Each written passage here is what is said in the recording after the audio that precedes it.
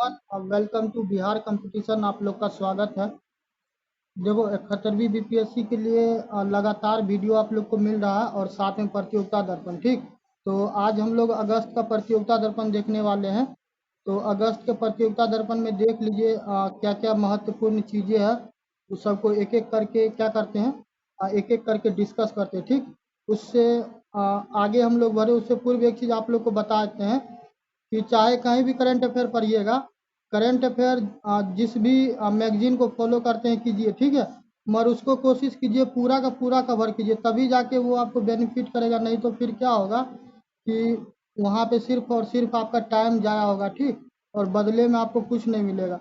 तो जब भी कहीं भी करंट अफेयर देखिए तो कंप्लीट देखिए, चाहे जिस भी जिस भी मैगजीन को पढ़िए, ठीक है, चाहे प्रतियोगिता दर्पण पढ़िए या फिर द हिंदू न्यूज़पेपर पढ़ते हैं तो वो पढ़िए, ठीक है, या फिर इंडियन एक्सप्रेस या जनसत्ता जो भी पढ़ते हैं तो उसको कंप्लीट कीजिए, ताकि क्या होगा कि उससे जो जुड़ा हुआ चीज़ें रहेगा वो आपको अच्छे से समझ में आएगा। ठीक, और छोड़ पकड़ के कीजिएगा तो कहीं नहीं मिलने वाला। अब बाकी प्रतियोगिता दर्पण इस चैनल पे आपको मिल रहा है, और कोई भी वीडियो जाके देख लीजिए करंट अफेयर वाला जो है प्रतियोगिता दर्पण। जो भी छात्र एक बार आ रहा तो वो वापस आ रहा, क्योंकि कंटेंट यहाँ पे अच्छा मिलता है और साथ ही किसी भी टॉपिक को हम छोड़ते नहीं। ठीक, और एक चीज़ और हम सोचते हैं कि प्रतियोगिता दर्पण में आप लोग को देंगे 71वीं बीपीएससी के लिए, क्योंकि थोड़ा बहुत हम देख रहे हैं कि साइंस एंड टेक के तरफ बीपीएससी क्या हो रहा है कि थोड़ा सा मुड़ रहा है। ठीक, और इसके अलावा इन्वायरमेंट को भी वो बहुत ज़्यादा प्रीफर कर रहा है। तो आपको environment plus science and tech का भी हम प्रतियोगिता दर्पण का वीडियो देंगे। ठीक, तो चलिए आगे बढ़ते हैं। और देखो 15 मिनट में या फिर 20 मिनट में क्या होता है कि अब 1 महीना का करंट अफेयर पढ़ाना संभव नहीं है। ठीक, तो ये या तो हो जाएगा कि आए लाइन बाय लाइन रीड करके चले जाए, ठीक है, तो इससे आपको बेनिफिट नहीं होगा। या फिर क्या होता है कि लोगों को बस चीज़ें देना रहता ताकि उसको समझ में आए कि ये चीज़ मिल गया। ठीक, वो आपको हेल्प नहीं करेगा। तो अब हम खुद को गायब करते हैं, बाकी मिलेंगे हम वीडियो के लास्ट में। ठीक है, अब एक एक करके हम लोग क्या करते हैं, एक एक करंट अफेयर देखते हैं क्या है अगस्त में।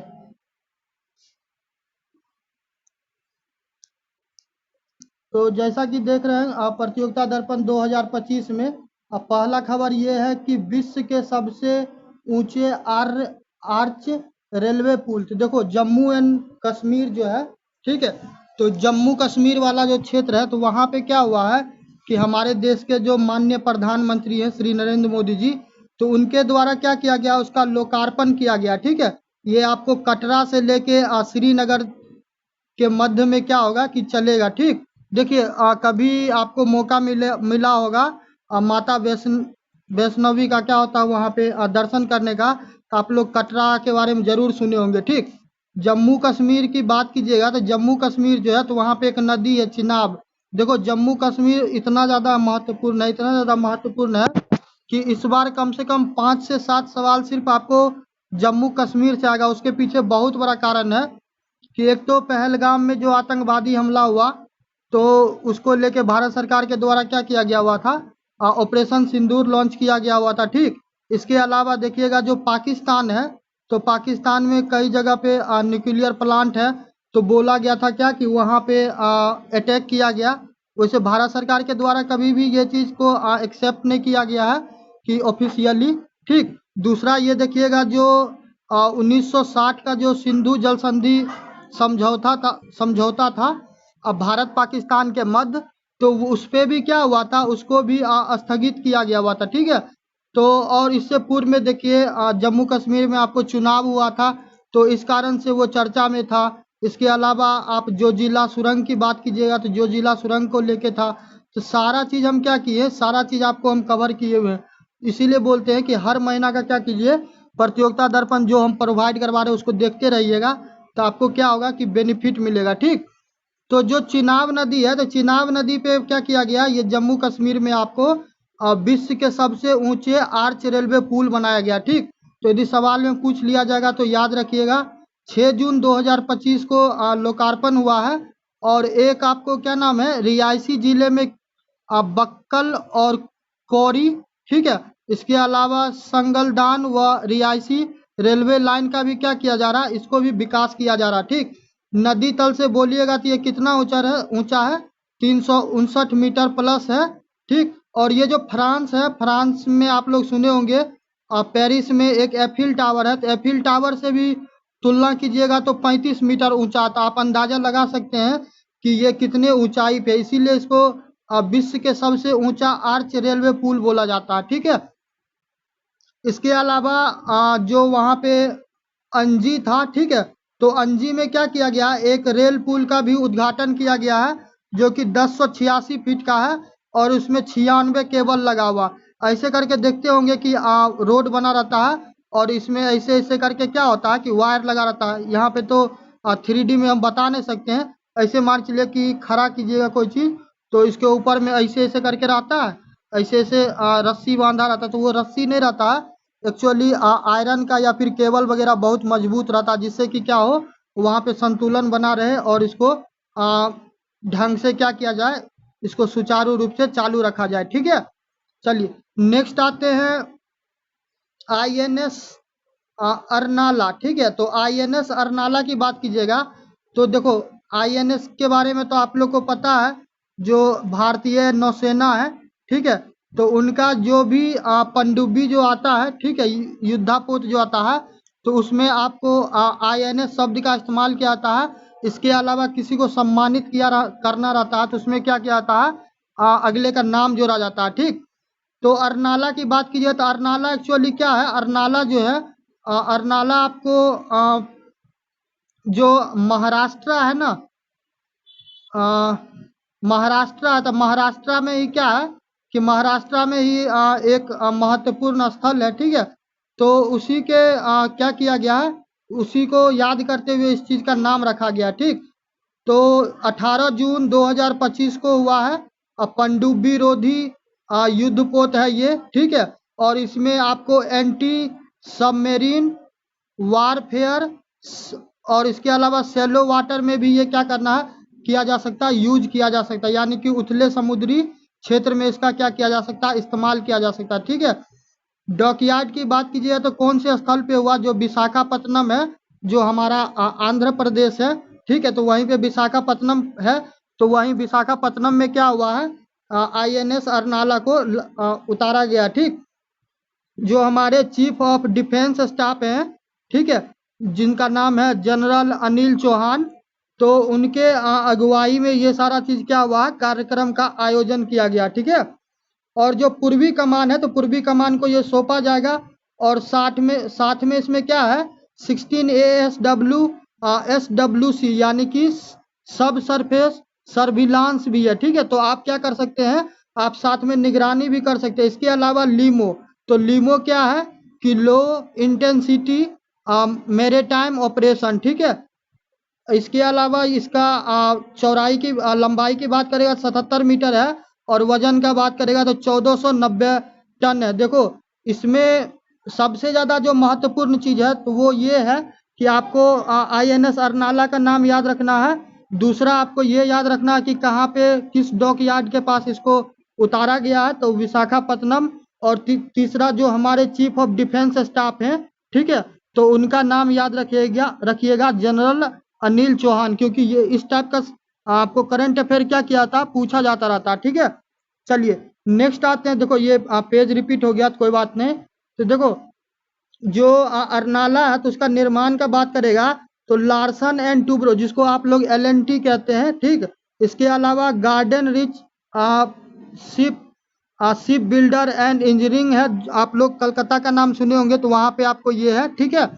इसका नामकरण, देखो नामकरण के बारे में बोले हुए थे, जो महाराष्ट्र है ना, तो महाराष्ट्र का एक ऐतिहासिक तटीय किला है, ठीक है, जिसका नाम अरनाला है, ठीक। आपका दायित्व ये होगा कि अरनाला आप गूगल कीजिएगा और गूगल करने के बाद क्या कीजिएगा, आप पढ़िएगा कि किस डायनेस्टी के द्वारा यानी कि किस राजवंश के द्वारा बनाया गया, क्योंकि इस प्रकार से क्या करेगा, आपसे करंट अफेयर के नाम पे क्या करेगा, जो स्टैटिक वाला चीज होगा, जो हिस्ट्री वाला सेक्शन होगा वो पूछ लेगा। और हो सकता है कि ये आपको किसी भी टेक्स्ट में, किसी भी बुक में, किसी भी नोट्स में कहीं भी आपको नहीं मिलेगा, ठीक।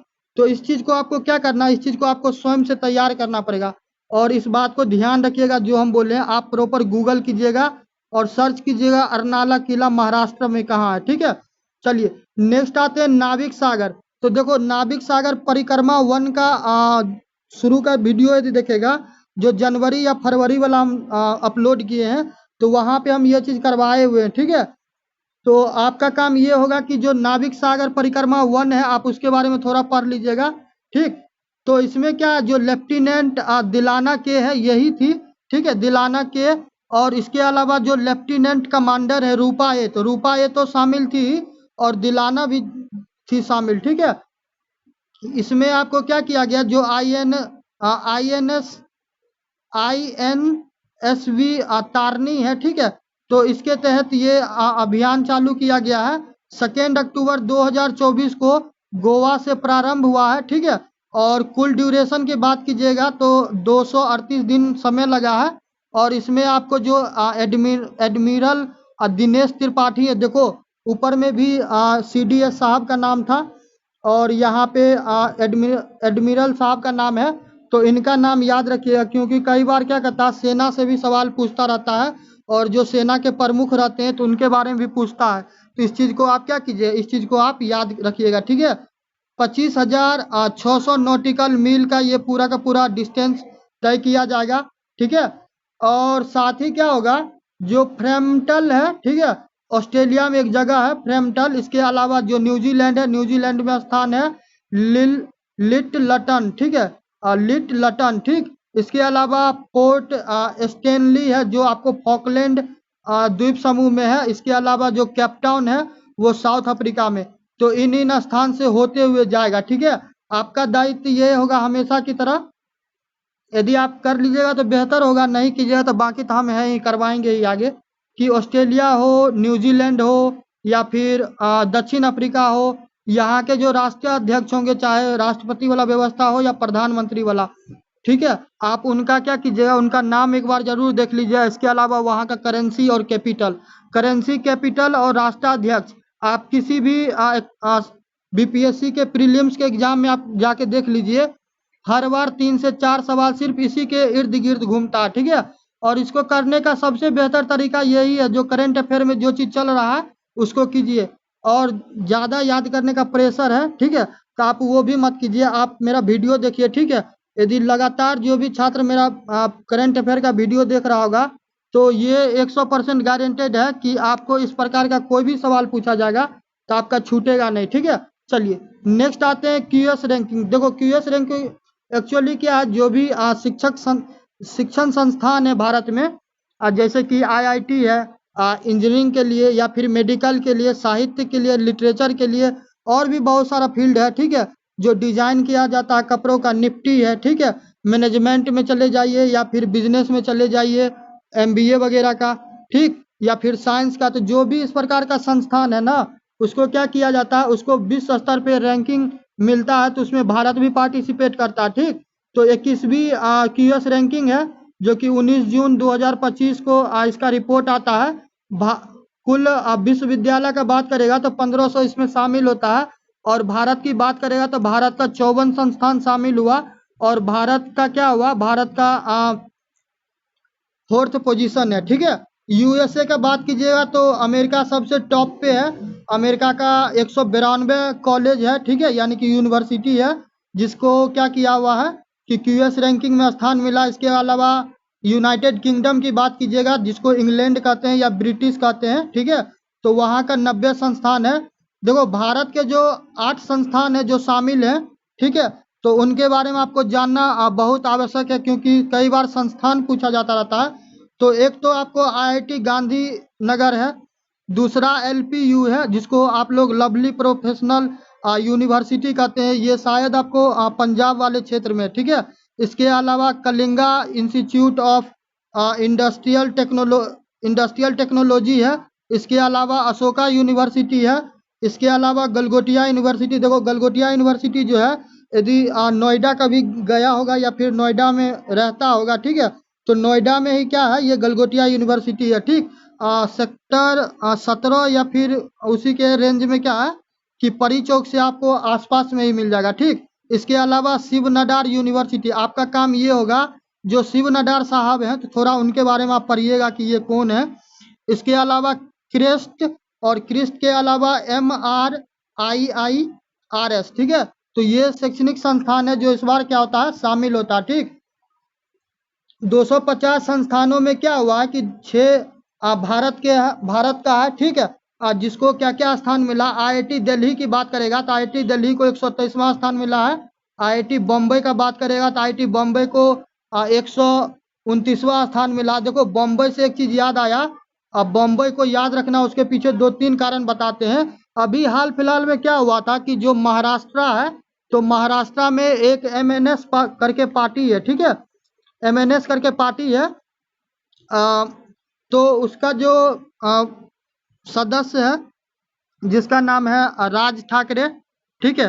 तो राज ठाकरे के द्वारा क्या किया गया हुआ था कि मराठी, मतलब उनका ही जो पार्टी का जो मेंबर है, ठीक है। तो उसके द्वारा क्या किया गया हुआ था कि महाराष्ट्र में कुछ लोग से बातचीत हो रहा था, ठीक है।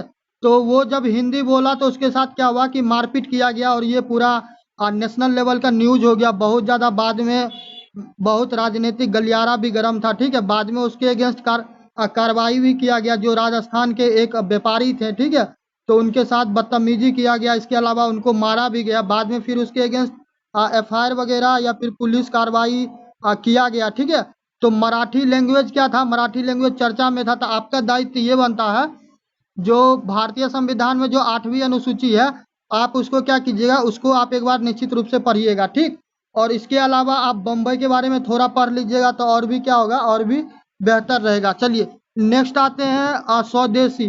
तो देखो भारत के बारे में पहले भी सुना होगा और अभी भी बता रहे हैं कि जैसे कि अमेरिका है, तो अमेरिका का GPS, जैसे कि आप लोग मोबाइल यूज करते होंगे तो आपके मोबाइल में देखते हैं लोकेशन वाला एक क्या रहता है, ऐसे करके एक बना हुआ रहता है लोगो टाइप का, ठीक है।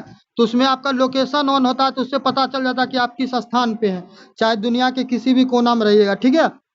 तो GPS के तरह ही भारत के द्वारा क्या किया गया था, एक नाविक बनाने की प्रयास की गई थी। मगर इसमें एक समस्या ये था, जो जनसाधारण है, ठीक है, जो सामान्य जनमानस है, तो उनको नाविक का एक्सेस नहीं रहेगा क्योंकि वो प्रॉपर मिलिट्री को हेल्प करने के लिए बनाया गया हुआ था, ठीक है।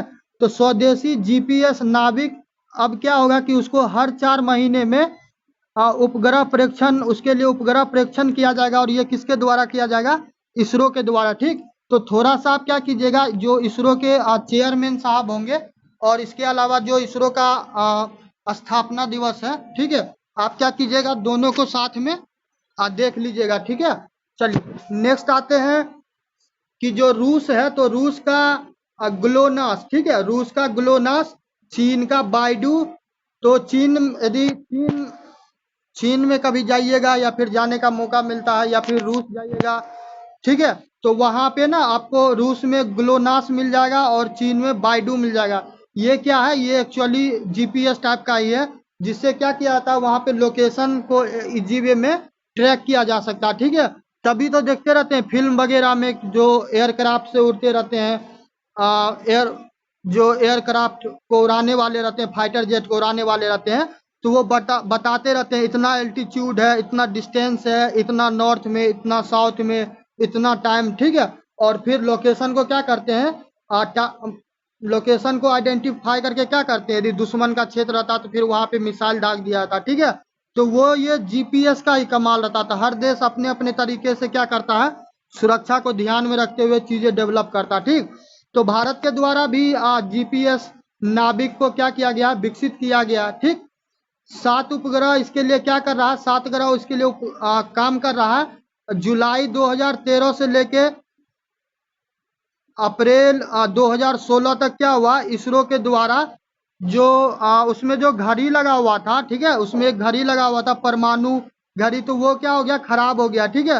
तो उसको अब देखिए जितना जल्द से जल्द होगा तो उसको क्या कर लिया जाएगा, ठीक कर लिया जाएगा, ताकि क्या हो, चीजें का जानकारी सटीक से मिल जाए, ताकि हमारे जो सेना है तो उनको काम करने में और भी आसान होगा। जैसे कि हाल फिलहाल में आप लोग सुने होंगे कि ऑपरेशन सिंदूर लॉन्च किया गया।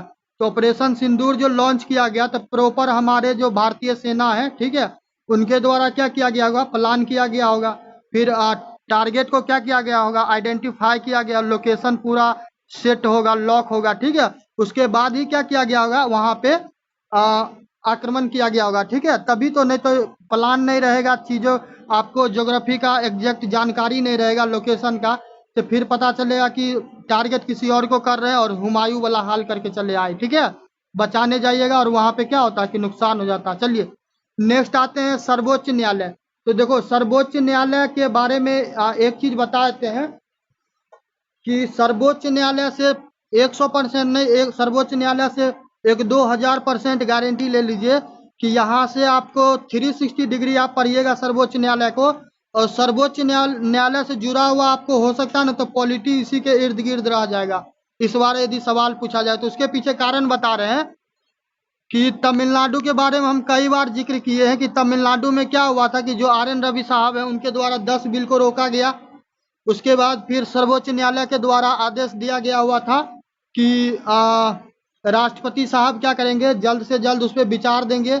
और इसके जब ये पूरा मामला होता तो तभी जो हमारे वाइस प्रेसिडेंट हैं जगदीप जी धनखड़ साहब, तो वो आके फिर स्टेटमेंट देते हैं, तो पूरा गहमा गहमी चल रहा था। ठीक है, और आर्टिकल 142 इतना ज़्यादा क्या हो गया था, चर्चा का विषय हो गया था, पूरा महीना वही चल रहा था। ठीक, तो यहाँ से सवाल आपको पूछेगा ही पूछेगा। तो सर्वोच्च न्यायालय को देखो 3-4 टॉपिक है आप पॉलिटी में जिसको किसी कीमत पे मत छोड़ना, करके ही जाना। और पॉलिटी से सवाल आना होगा तो इसी के इर्द गिर्द आएगा और पॉलिटी से छूटेगा नहीं। एक तो गवर्नर को, ठीक है, एक तो गवर्नर को, दूसरा प्रेसिडेंट ऑफ इंडिया को, तीसरा वाइस प्रेसिडेंट ऑफ इंडिया, और चौथा सुप्रीम कोर्ट।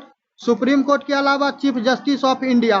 ठीक है, इस 4 टॉपिक को आप कीजिएगा, देखिएगा पॉलिटी वाला क्वेश्चन जितना भी आएगा ना आपका मैक्सिमम सवाल यहाँ से हो जाएगा। ठीक है, चलिए तो सर्वोच्च न्यायालय के बारे में हम लोग बात कर रहे थे। सर्वोच्च न्यायालय का क्या हुआ है कि जब जो आपको सर्वोच्च न्यायालय के मुख्य न्यायाधीश जस्टिस DY चंद्रचूड़ साहब थे, ठीक है, तो उनके समय में क्या हुआ था, जो सर्वोच्च न्यायालय आप लोग कभी फिल्मों में देखते होंगे या फिर फोटो में, पेपर में, या फिर रियल में कभी देखने का मौका मिला होगा, तो वहां पे देखते होंगे नीचे में कुछ स्लोगन लिखा रहता है। ठीक है, ध्येय वाक्य लिखा रहता है, तो वो क्या रहता है, यतो धर्मस्तो जया। ठीक है, समझ गए।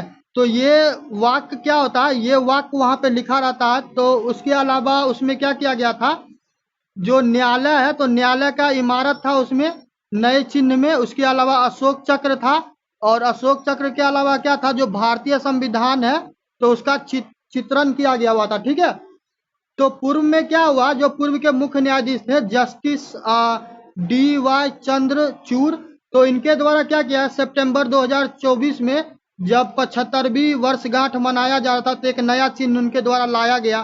ठीक है, तो जब जो अब नए मुख्य न्यायाधीश आए, new chief justice of India, जिनका नाम है BR गवई साहब, तो उनके द्वारा क्या किया गया, जो पुराना वाला था चिन्ह तो उसी को क्या किया गया, वापस लाया गया। ठीक है, तो इस कारण से आपको चर्चा में था। तो ध्येय वाक्य याद रखिएगा, ध्येय वाक्य यदि पूछ लिया जाए आपसे तो ध्येय वाक्य याद रखिएगा, यतो धर्मस्तो जया। ठीक है, चलिए नेक्स्ट आते हैं अंतर सेवा संगठन अधिनियम 2023। देखो जो भी अमेंडमेंट किया गया होगा तो अमेंडमेंट को क्या करना, निश्चित रूप से याद रखना।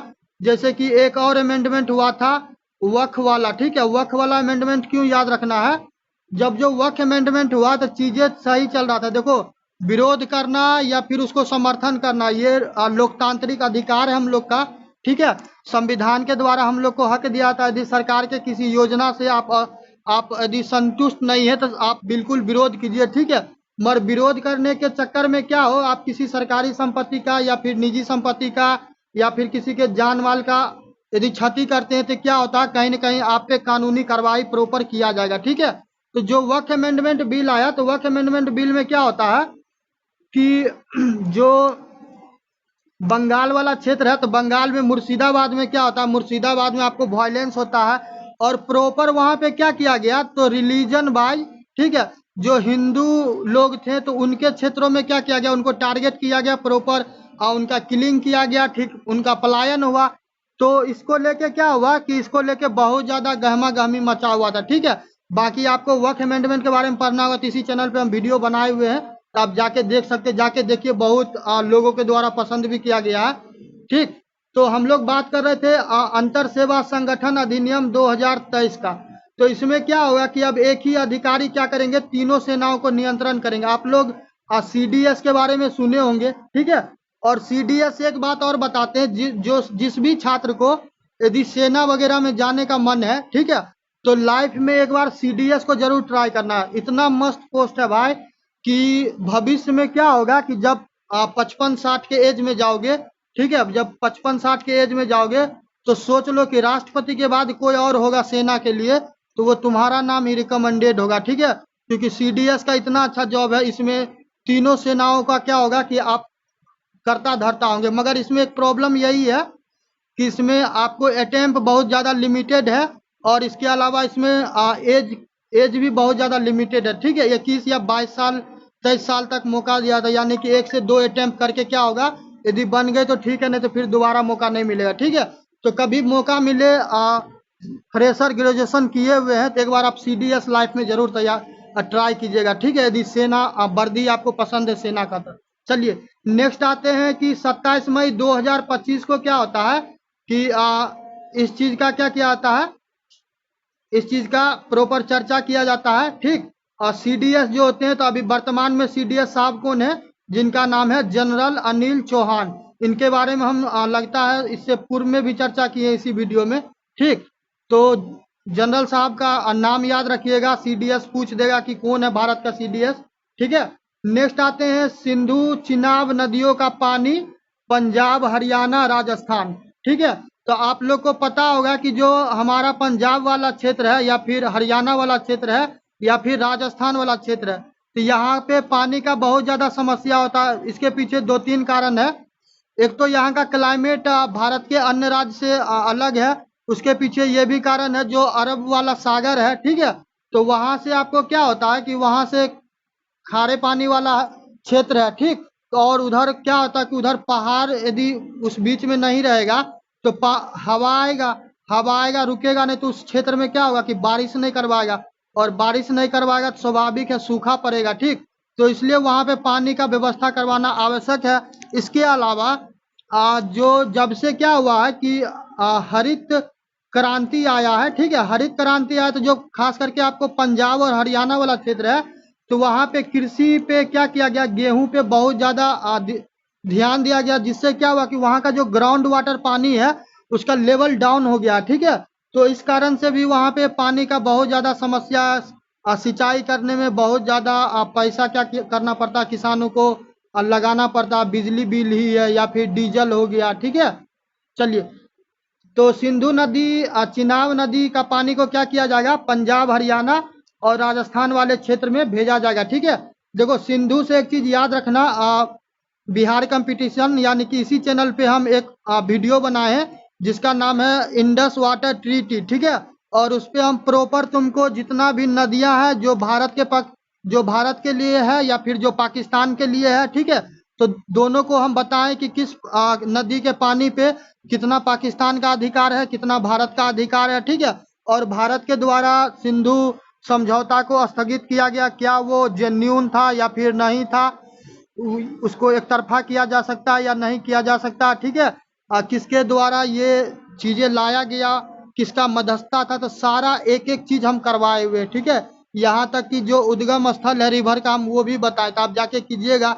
इसीलिए आपको कह रहे हैं कि करंट अफेयर को क्या कीजिए, प्रॉपर पढ़िए, और करंट अफेयर आप लगातार पढ़ते रहिएगा ना, ठीक है, तो चीजें कनेक्ट रहेगा तो आपको कुछ भी छूटेगा नहीं, ठीक। चलिए, तो इसमें क्या किया गया, जो संधि आपको बताए ही कि जो सिंधु समझौता हम लोग का था पाकिस्तान के साथ जो 1960 में हुआ था, वर्ल्ड बैंक के दो मध्यस्थता के वजह से हुआ था, ठीक है। तो उसको स्थगित किया गया था, मगर आप थोड़ा सा विचार कीजिए, कोई नदी में क्या हो रहा, पानी बह रहा, ठीक है, और अचानक क्या करें हम, रोक देंगे तो फिर भाई पानी जाएगा कहाँ, पानी आसपास के क्षेत्र को बर्बाद करेगा। तो उसको कहीं ना कहीं क्या करना पड़ेगा, या तो आप नहर बना के निकाल दीजिए या फिर आपके पास डैम है, रिजर्वायर है, तो आप वहां पे रख लीजिए। तो भारत सरकार के द्वारा क्या किया जा रहा है कि जो चिनाब नदी है, ठीक है, तो वहां पे जल विद्युत स्लुइस गेट, ठीक है, यहाँ से नीचे से क्या किया जाएगा, आपको जल को प्रवाह करवाया जाएगा, ठीक। नेक्स्ट आते हैं कि ये 113 किलोमीटर लंबी नहर योजना है, तो क्या बोले कि नहर बना के ही आप उस पानी को क्या कीजिए, डाइवर्ट करवा दीजिए, और नहर यदि आप नहीं बना सकते हैं तो आप डैम बनवाइए। अब अचानक इतना सारा धन दौलत क्या करना पड़ेगा आपको, इसमें इन्वेस्ट करना पड़ेगा। अब ऐसा थोड़ी ना कि भारत सरकार के पास आपको पैसा छापने का मशीन है कि जितना मन होगा उतना छाप देगा, जो मन होगा वो कर लेगा। क्योंकि हर वर्ष क्या होता है, बजट आता है, तो बजट के हिसाब से ही पैसा खर्च करना पड़ता है, ठीक है। और जब आप एक्स्ट्रा खर्च कीजिएगा तो बदले में आपको कहीं ना कहीं से पैसा तो बोरो करना पड़ेगा। नेक्स्ट है कि नहर चिनाब नदी का पानी लेगा, ठीक है। चिनाब नदी का पानी लेगा और जो रावी और सतलुज है उसको क्या करेगा, उसमें जोड़ देगा, ठीक। और सिंधु जल संधि की बात अभी आपको बताएं, ये 1960 में भारत और पाकिस्तान के मध्य हुआ था, ठीक है, दोनों देश के आपसी समझौता से। तो उसमें प्रॉपर दिया गया है कि पाकिस्तान कुछ किस नदी का पानी यूज कर सकता है, 80-20 का रेशियो है। कुछ नदी पे, जिस नदी पे मान चलिए कि पाकिस्तान 80% यूज करेगा तो भारत सरकार वहां पे 20% यूज करेगा। यदि वहीं भारत सरकार 80% करता है तो पाकिस्तान का जो सरकार होगा वो 20% यूज करेगा, ठीक है। और इस सिंधु नदी जल समझौता के कारण से क्या हुआ कि पाकिस्तान में आपको पानी का बहुत ज्यादा किल्लत हो गया हुआ था, ठीक है। भारत उस टाइम में बहुत ज्यादा एग्रेसिव मोड में था, और होना भी चाहिए। उसके पीछे कारण ये था कि हमारे जो लगभग 27 या 30 के आसपास जो हमारे देश के नागरिक थे, जो निर्दोष थे, जो किसी का कुछ नहीं बिगाड़े थे, ठीक है। तो उनको क्या कर दिया गया, उनका हत्या कर दिया गया, और वो भी उनका धर्म पूछ के उसको क्या हुआ था, उसको गोली मारा गया हुआ था, ठीक है। अब ये भी न्यूज में था कि उसको कलमा पढ़ने के लिए बोला गया, और जो कलमा नहीं पढ़ पाया, कलमा एक्चुअली इस्लाम धर्म को जो जानता होगा, समझता है, तो उसको पता होगा कलमा इस्लाम से जुड़ा हुआ है, ठीक है, कुरान का ही कोई भाग है, ठीक। तो वो कलमा पढ़ने के लिए बोला गया, और जो व्यक्ति कलमा नहीं पढ़ पाया तो फिर उसको क्या हुआ, उसको प्रॉपर गोली मार दिया गया। और यहाँ ये भी बोला गया कि जाके अपने प्रधानमंत्री को क्या कर दो, बोल दो, ठीक है। चलिए नेक्स्ट आते हैं कि SSLV रॉकेट निर्माण। तो देखो SSLV रॉकेट निर्माण का बात करेगा तो जो HAL है तो इसके द्वारा निर्माण किया जा रहा है, और साथ में ही क्या होगा कि जो हमारा अपना संस्थान है इसरो, जो अंतरिक्ष से जुड़ा हुआ है, तो उसके द्वारा भी क्या किया जाएगा, उसको मदद किया जाएगा, ठीक है। 511 करोड़ का पूरा बजट है। वजन की बात कीजिए तो 500 किलोग्राम का इसका वजन रहेगा। और पृथ्वी का जो निचला वाला कक्षा होता है, ठीक है, जो लो ऑर्बिट होता है ना, तो उसमें ही क्या किया जाएगा, उसमें ही आपको इसको स्थापित किया जाएगा, ठीक है। इसके लिए 2 रॉकेट का प्लान है, तो देखिए आगे क्या होता है। नेक्स्ट आते हैं यूपीएससी। तो देखो यूपीएससी में जैसे कि बिहार सरकार का बात करें तो जो बिहार में जो SC है और ST है, जिसको अनुसूचित जाति अनुसूचित जनजाति कहते हैं, तो बिहार में यदि आप BPSC का एग्जाम दीजिएगा या फिर UPSC का एग्जाम दीजिएगा, और आपका प्री एग्जाम यदि पास हो जाते हैं, प्री एग्जाम यदि आप क्वालिफाई कर जाते हैं, तो BPSC का एग्जाम यदि आप क्वालिफाई कीजिएगा तो आपको 50,000 रुपया मिलेगा। और यूपीएससी का प्रीलिम्स एग्जाम पास कीजिएगा तो आपको 1 लाख रुपया मिलेगा, ठीक है। और ये एक तरह से प्रोत्साहन राशि है, जो कि क्या किया था कि आपको मेंस की तैयारी करने में आपको मदद मिलेगा, ठीक है। तो बात कर रहे हैं हम लोग यूपीएससी का लाभार्थ प्रतिभा सेतु योजना। तो देखो इसमें क्या है, प्रतिभा का फुल फॉर्म देख लो, professional resource and talent integration bridge for hiring aspirant. देखिए क्या होता है कि यूपीएससी का आप एग्जाम दीजिएगा तो पहले तो आपको प्री का एग्जाम देना पड़ेगा, प्री का एग्जाम पास कीजिएगा फिर मेंस का दीजिएगा, मेंस भी जब आप पास कीजिएगा तब आपका इंटरव्यू होगा, और जब आपका इंटरव्यू हो जाता है तब जाके आपका क्या होता है, मेरिट लिस्ट बनता है, ठीक है।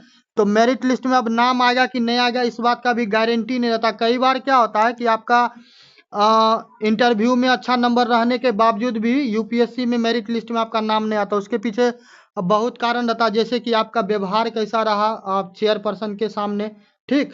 तो क्या किया जाएगा, जिस छात्र को फाइनल में सिलेक्शन मेरिट लिस्ट में नहीं हो पाएगा तो उनको क्या किया जाएगा, जो प्राइवेट संस्थान है, क्योंकि देखो भाई मेरिट लिस्ट में नाम आए या नहीं आए, ठीक है, गुणवत्ता की बात करेगा, योग्यता की बात करेगा, तो भाई उसके अंदर इतना समझ है तभी तो प्री मेंस पास करके इंटरव्यू पास करके क्या हुआ, बंदा उतना दूर गया, ठीक। तो ऐसे ऐसे छात्रों को क्या किया जाएगा, उनको प्राइवेट संस्थान में अच्छे पोजीशन पे जॉब दिया जाएगा, ठीक है। और क्या होगा कि 2018 में आपको एक PDS करके आया हुआ था, पब्लिक डिस्क्लोजर स्कीम, ठीक है।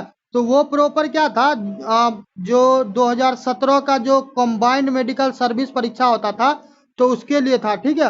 मगर अब आपको क्या हो गया, लाभार्थ प्रतिभा सेतु योजना, जो आप नॉर्मली यूपीएससी का एग्जाम दीजिएगा जिसमें आईएएस बनता है, आईपीएस बनता है, आईएफएस बनता है, आईएफओएस बनता है, ठीक है। या फिर आप क्या होगा कि ए ग्रेड का हो, जिसमें कि जैसे कि ए ग्रेड का नौकरी कैसे हो गया, जैसे कि रेलवे वगैरह में एडीएम का नाम सुना होगा, ठीक है। तो वो सब ए ग्रेड का नौकरी होता है। या फिर यूटी वगैरह में प्रशासक का नाम सुनेंगे तो वो सब ए ग्रेड का होता है, ठीक है। तो उन छात्रों के लिए क्या किया गया है, यूपीएससी में यूपीएससी लाभार्थ प्रतिभा सेतु योजना लाया गया, ठीक। नेक्स्ट आते हैं लंदन। तो देखिए जो इंग्लैंड है, तो इंग्लैंड क्या हुआ कि इंग्लैंड के लिए लंदन के लिए क्या हुआ कि भारत से आपको एक उड़ान भरा जाता है, ठीक है। एयर इंडिया का आप फ्लाइट रहता है, हवाई जहाज समझ लो, एरोप्लेन समझ लो, इस भाषा में समझो, ठीक है। तो उसमें बोइंग का इंजन, बोइंग का क्या हुआ, बोइंग ड्रीम लाइनर क्या होता है कि अहमदाबाद में इसका दुर्घटना हो जाता है, ठीक है। और दुर्घटना जब होता है तो इसमें तुमको 12 जून 2025 को होता है। तो जो देखो ये जो विमान जो जा रहा था ना, एरोप्लेन जो जा रहा था, तो रास्ते में क्या हुआ, रास्ते में एक जगह था जिसका नाम था मेघानी नगर, ठीक है। तो मेघानी नगर में क्या होता है कि एक मेडिकल का कॉलेज का हॉस्टल था, ठीक है। तो उस भवन में एरोप्लेन घुस गया, जिससे क्या हुआ कि जो उस भवन में जो छात्र थे, तो 30 छात्र तो वहां मारा गया। इसके अलावा एरोप्लेन में आपको लगभग 242 सवारी था, यानी कि पैसेंजर था, और 12 लोग थे जो एरोप्लेन में काम करते, चाहे वो पायलट होंगे या फिर जो एयर होस्टेज रहती होगी, ठीक है। तो ये सब थे, तो कुल मिला के 241 लोग थे। तो इन सभी लोगों का क्या हो गया, इन सभी लोगों का मृत्यु हो गया। तो कुल की बात कीजिएगा तो 270-71 लोगों का मृत्यु हो गया है इस दुर्घटना में, जो कि एयर इंडिया का बोइंग ड्रीम लाइनर अहमदाबाद में क्या होता है, दुर्घटना हो जाता है, ठीक है। मुआवजा की बात कीजिएगा तो भारत सरकार के द्वारा ये बोला गया है कि 1-1 करोड़ रुपया मुआवजा दिया जाएगा, यानी कि जो व्यक्ति मर गए तो उनके परिजन को 1-1 करोड़ रुपया दिया जाएगा। इसके अलावा जो अपना टाटा ग्रुप है, ठीक है, तो टाटा ग्रुप के द्वारा भी ये बोला गया कि हम 25-25 लाख रुपया जो भी मृत्यु हुए हैं तो उनके परिजनों को देंगे, ठीक है। इसमें मरने वाले में आपको ब्रिटेन के भी लोग शामिल थे, इसके अलावा पुर्तगाल के लोग शामिल थे, इसके अलावा कनाडा के लोग शामिल थे। आपका दायित्व ये बनेगा कि आप जब जो मॉडर्न हिस्ट्री पढ़िएगा तो आप तो ब्रिटेन के बारे में पढ़िएगा ही पढ़िएगा, ब्रिटिश का आगमन भारत में, ठीक है। इसके अलावा आपका दायित्व बनता है कि आप पुर्तगाल के बारे में पढ़िएगा, और पुर्तगाल के बारे में एक चीज और पढ़िएगा कि पुर्तगाल के द्वारा भारत में कौन कौन सा फसल लाया गया हुआ था, ठीक है। जैसे कि अमरूद हो गया, अमरूद के अलावा संतरा हो गया, टमाटर हो गया, काजू हो गया, ठीक है, कद्दू हो गया, आलू हो गया। तो ये सारा चीज क्या कीजिएगा, आप लोग देख लीजिएगा, हो सकता है आपको ऐसे करके सवाल पूछ ले मॉडर्न हिस्ट्री से, ठीक। कैप्टन जो थे इस प्लेन के, तो उनका नाम था सुमित सभरवाल, ठीक है। और देखो एक कोई मे डे कॉल होता, ठीक है। अब मे डे कॉल होता है, तो मगर क्या हुआ, जब मे डे कॉल हुआ तो जब जो किया गया तो दुर्घटना होने के समय में और ये मे डे कॉल करने के समय में, ठीक है, इतना कम फासला था कि चीजों को क्या किया जा सका, रोका नहीं जा सका। जैसे कि मान चलो कि कोई व्यक्ति खड़ा है, ठीक है, अब कोई उसको गन पॉइंट पे रखा हुआ है, तो कोई बोला कि जो गन पॉइंट पे जो रखा हुआ है, ठीक है, जो गन ताना हुआ, उसको बोला कि भाई तुम्हारा बात मानेंगे, ठीक है। वो बोलता है कि मानेंगे, और उससे पूर्व क्या होता है कि चंद सेकंड पहले उसके गन से बुलेट निकल जाता था। कुछ ऐसा ही कंडीशन था कि मेडे कॉल और हॉस्पिटल में क्या होता है कि हॉस्पिटल में जो आपको विमान टकराता है, तो उस दोनों के बीच में समझ लीजिए इतना ही डिस्टेंस था कि उस समय में कुछ किया ही नहीं जा सकता। बस क्या करता, चुपचाप आदमी देख सकता था कि क्या होगा, ठीक। आपका एक काम और होगा कि जितना भी भारत में, ठीक है, भारत में जितना भी एयरपोर्ट है, चाहे दिल्ली का इंदिरा गांधी एयरपोर्ट हो या फिर कोलकाता का हो या फिर कहीं का भी हो, आप एक एक एयरपोर्ट को राइट डाउन कीजिएगा पेपर पे, ठीक है। और जितना भी इंटरनेशनल एयरपोर्ट है आप सबको याद कर लीजिएगा, हो सकता है तो आपको मैच द फॉलोइंग में आपको पूछ लिया जाएगा, तो ठीक। तो ऐसे ऐसे संभावित सवाल को करने के लिए क्या कीजिएगा, पहले से तैयार रखिएगा, ताकि एग्जाम हॉल में क्या हो, किसी प्रकार का परेशानी नहीं हो। और एक चीज हम बार बार बोलते हैं, करेंट अफेयर कोई भी संस्थान है, खास करके जो यूपीएससी है, इसके अलावा बीपीएससी है। तो ऐसा नहीं है कि मुंह उठा के कोनो करंट अफेयर पूछता है, ठीक है। करंट अफेयर पूछने के पीछे उसका एक ही रीजन रहता है, जो भी घटना है, ठीक है, वो भारत को किस हद तक प्रभावित करता है। और जब वो भारत को बहुत ज्यादा हद तक प्रभावित करता है ना, तो उस टाइप का ही करंट अफेयर पूछा जाता है। आप कोई भी करंट अफेयर उठा के देख लीजिए, जब वो ज्यादा क्या होता है, ज्यादा प्रभावशाली होता है, तभी पूछा जाता है। नहीं तो ऐसे तो बहुत देखिएगा, रोज का आपको रोज कितना हजारों लाखों करोड़ों घटना होता है, तब एक एक चीज को बैठ के रटना याद करना संभव तो नहीं है, ठीक है। यदि 10 करंट अफेयर भी पर डे का आप जोड़ लीजिए, तो महीना साल का 365 से आप कैलकुलेट करके देख लीजिए कितना हो जाएगा। चलिए, तो अब आते हैं 12वां। पहले भारतीय अंतरिक्ष यात्री था। आप लोग कैप्टन शुभांशु शुक्ला का नाम सुने होंगे। तो ये भारत के क्या है कि अंतरिक्ष यात्री बने हैं, ठीक है, जो आपको वहां पे गए हैं, स्पेस में गए हैं, ठीक है। कब गए हैं? 25 जून 2025। तो आपका काम ये होगा कि भारत से प्रथम व्यक्ति कौन है जो स्पेस में गए हैं। नाम यदि मन में आ रहा था, ठीक है, और नहीं याद आ रहा तो ये नाम याद रखिएगा, राकेश शर्मा जी का, ठीक है। राकेश शर्मा जी 1984 में जाते हैं अंतरिक्ष में, ठीक। तो देखो, जो यूएसए है, अमेरिका, तो अमेरिका का एक बहुत बड़े बिजनेसमैन है। और उनका एक चीज और भी भारत में आने वाला, जिसका नाम है स्टारलिंक, जो आपको इंटरनेट के दुनिया में हो सकता है। स्टारलिंक यदि आ गया तो दो ही चीज होगा, या तो इंटरनेट का प्राइस देखना बहुत ज्यादा बढ़ जाएगा, या फिर क्या होगा कि जितना भी प्लेयर है इंटरनेट के दुनिया में, भारत में खास करके, ठीक है, चाहे एयरटेल है या फिर जियो अंबानी साहब का ही क्यों नहीं है, ठीक, वो देखना गायब हो जाए। क्योंकि स्टारलिंक का भाई चीजें इतना ज्यादा तागड़ा है, इसमें देखेगा तो इन्वेस्टमेंट के नाम पे कुछ है नहीं, और डाटा के नाम पे ये जैसे सुपर कंप्यूटर काम करता है, वैसे इसका डाटा ट्रांसफर होता है, ठीक है।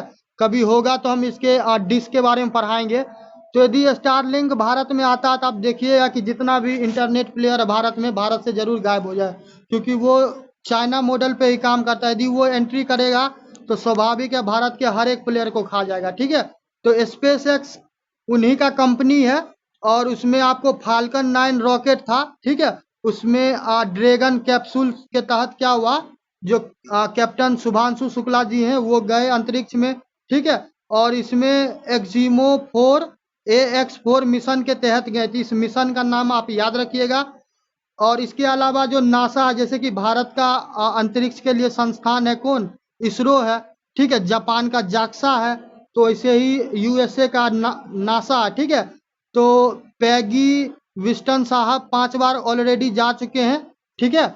और इसके अलावा जो पोलैंड है, तो पोलैंड के जो स्लावोज उजना नंस्की विशन एवेस्की, ठीक है, थोड़ा नाम रशियन टाइप का, ठीक है, तब हो सकता है उच्चारण में गलत हुआ होगा, तो आप देख लीजिएगा, ठीक। इसके अलावा जो हंगरी है, तो हंगरी के टिबोर कापो, तो ये सारे के सारे साहब गए हुए थे, ठीक है। और वहां पे एक चीज पाया गया, जब जो शुभांशु शुक्ला जी रिपोर्ट किए, तो वो बोले ये कि वो 16 बार सूर्यास्त और 16 बार सूर्योदय उतना ही समय काल में देख लिए, ठीक है।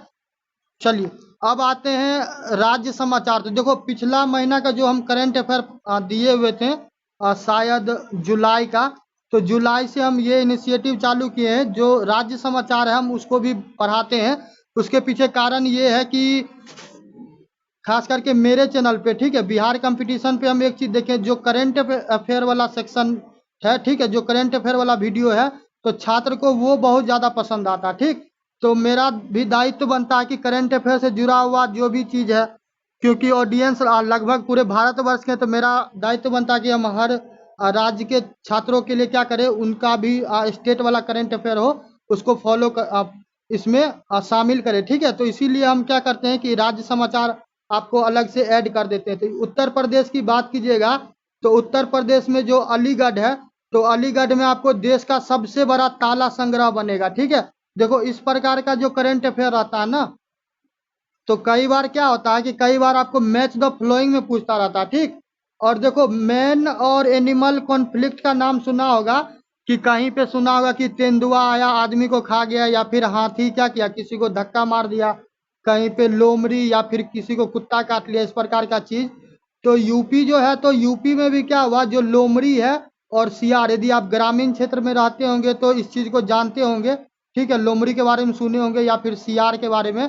तो क्या होता है कि जो लोमड़ी व सियार द्वारा जो हमला होता है, तो इस हमले को क्या किया गया है, गवर्नमेंट के द्वारा श्रेणी 2 में रखा गया, ठीक है।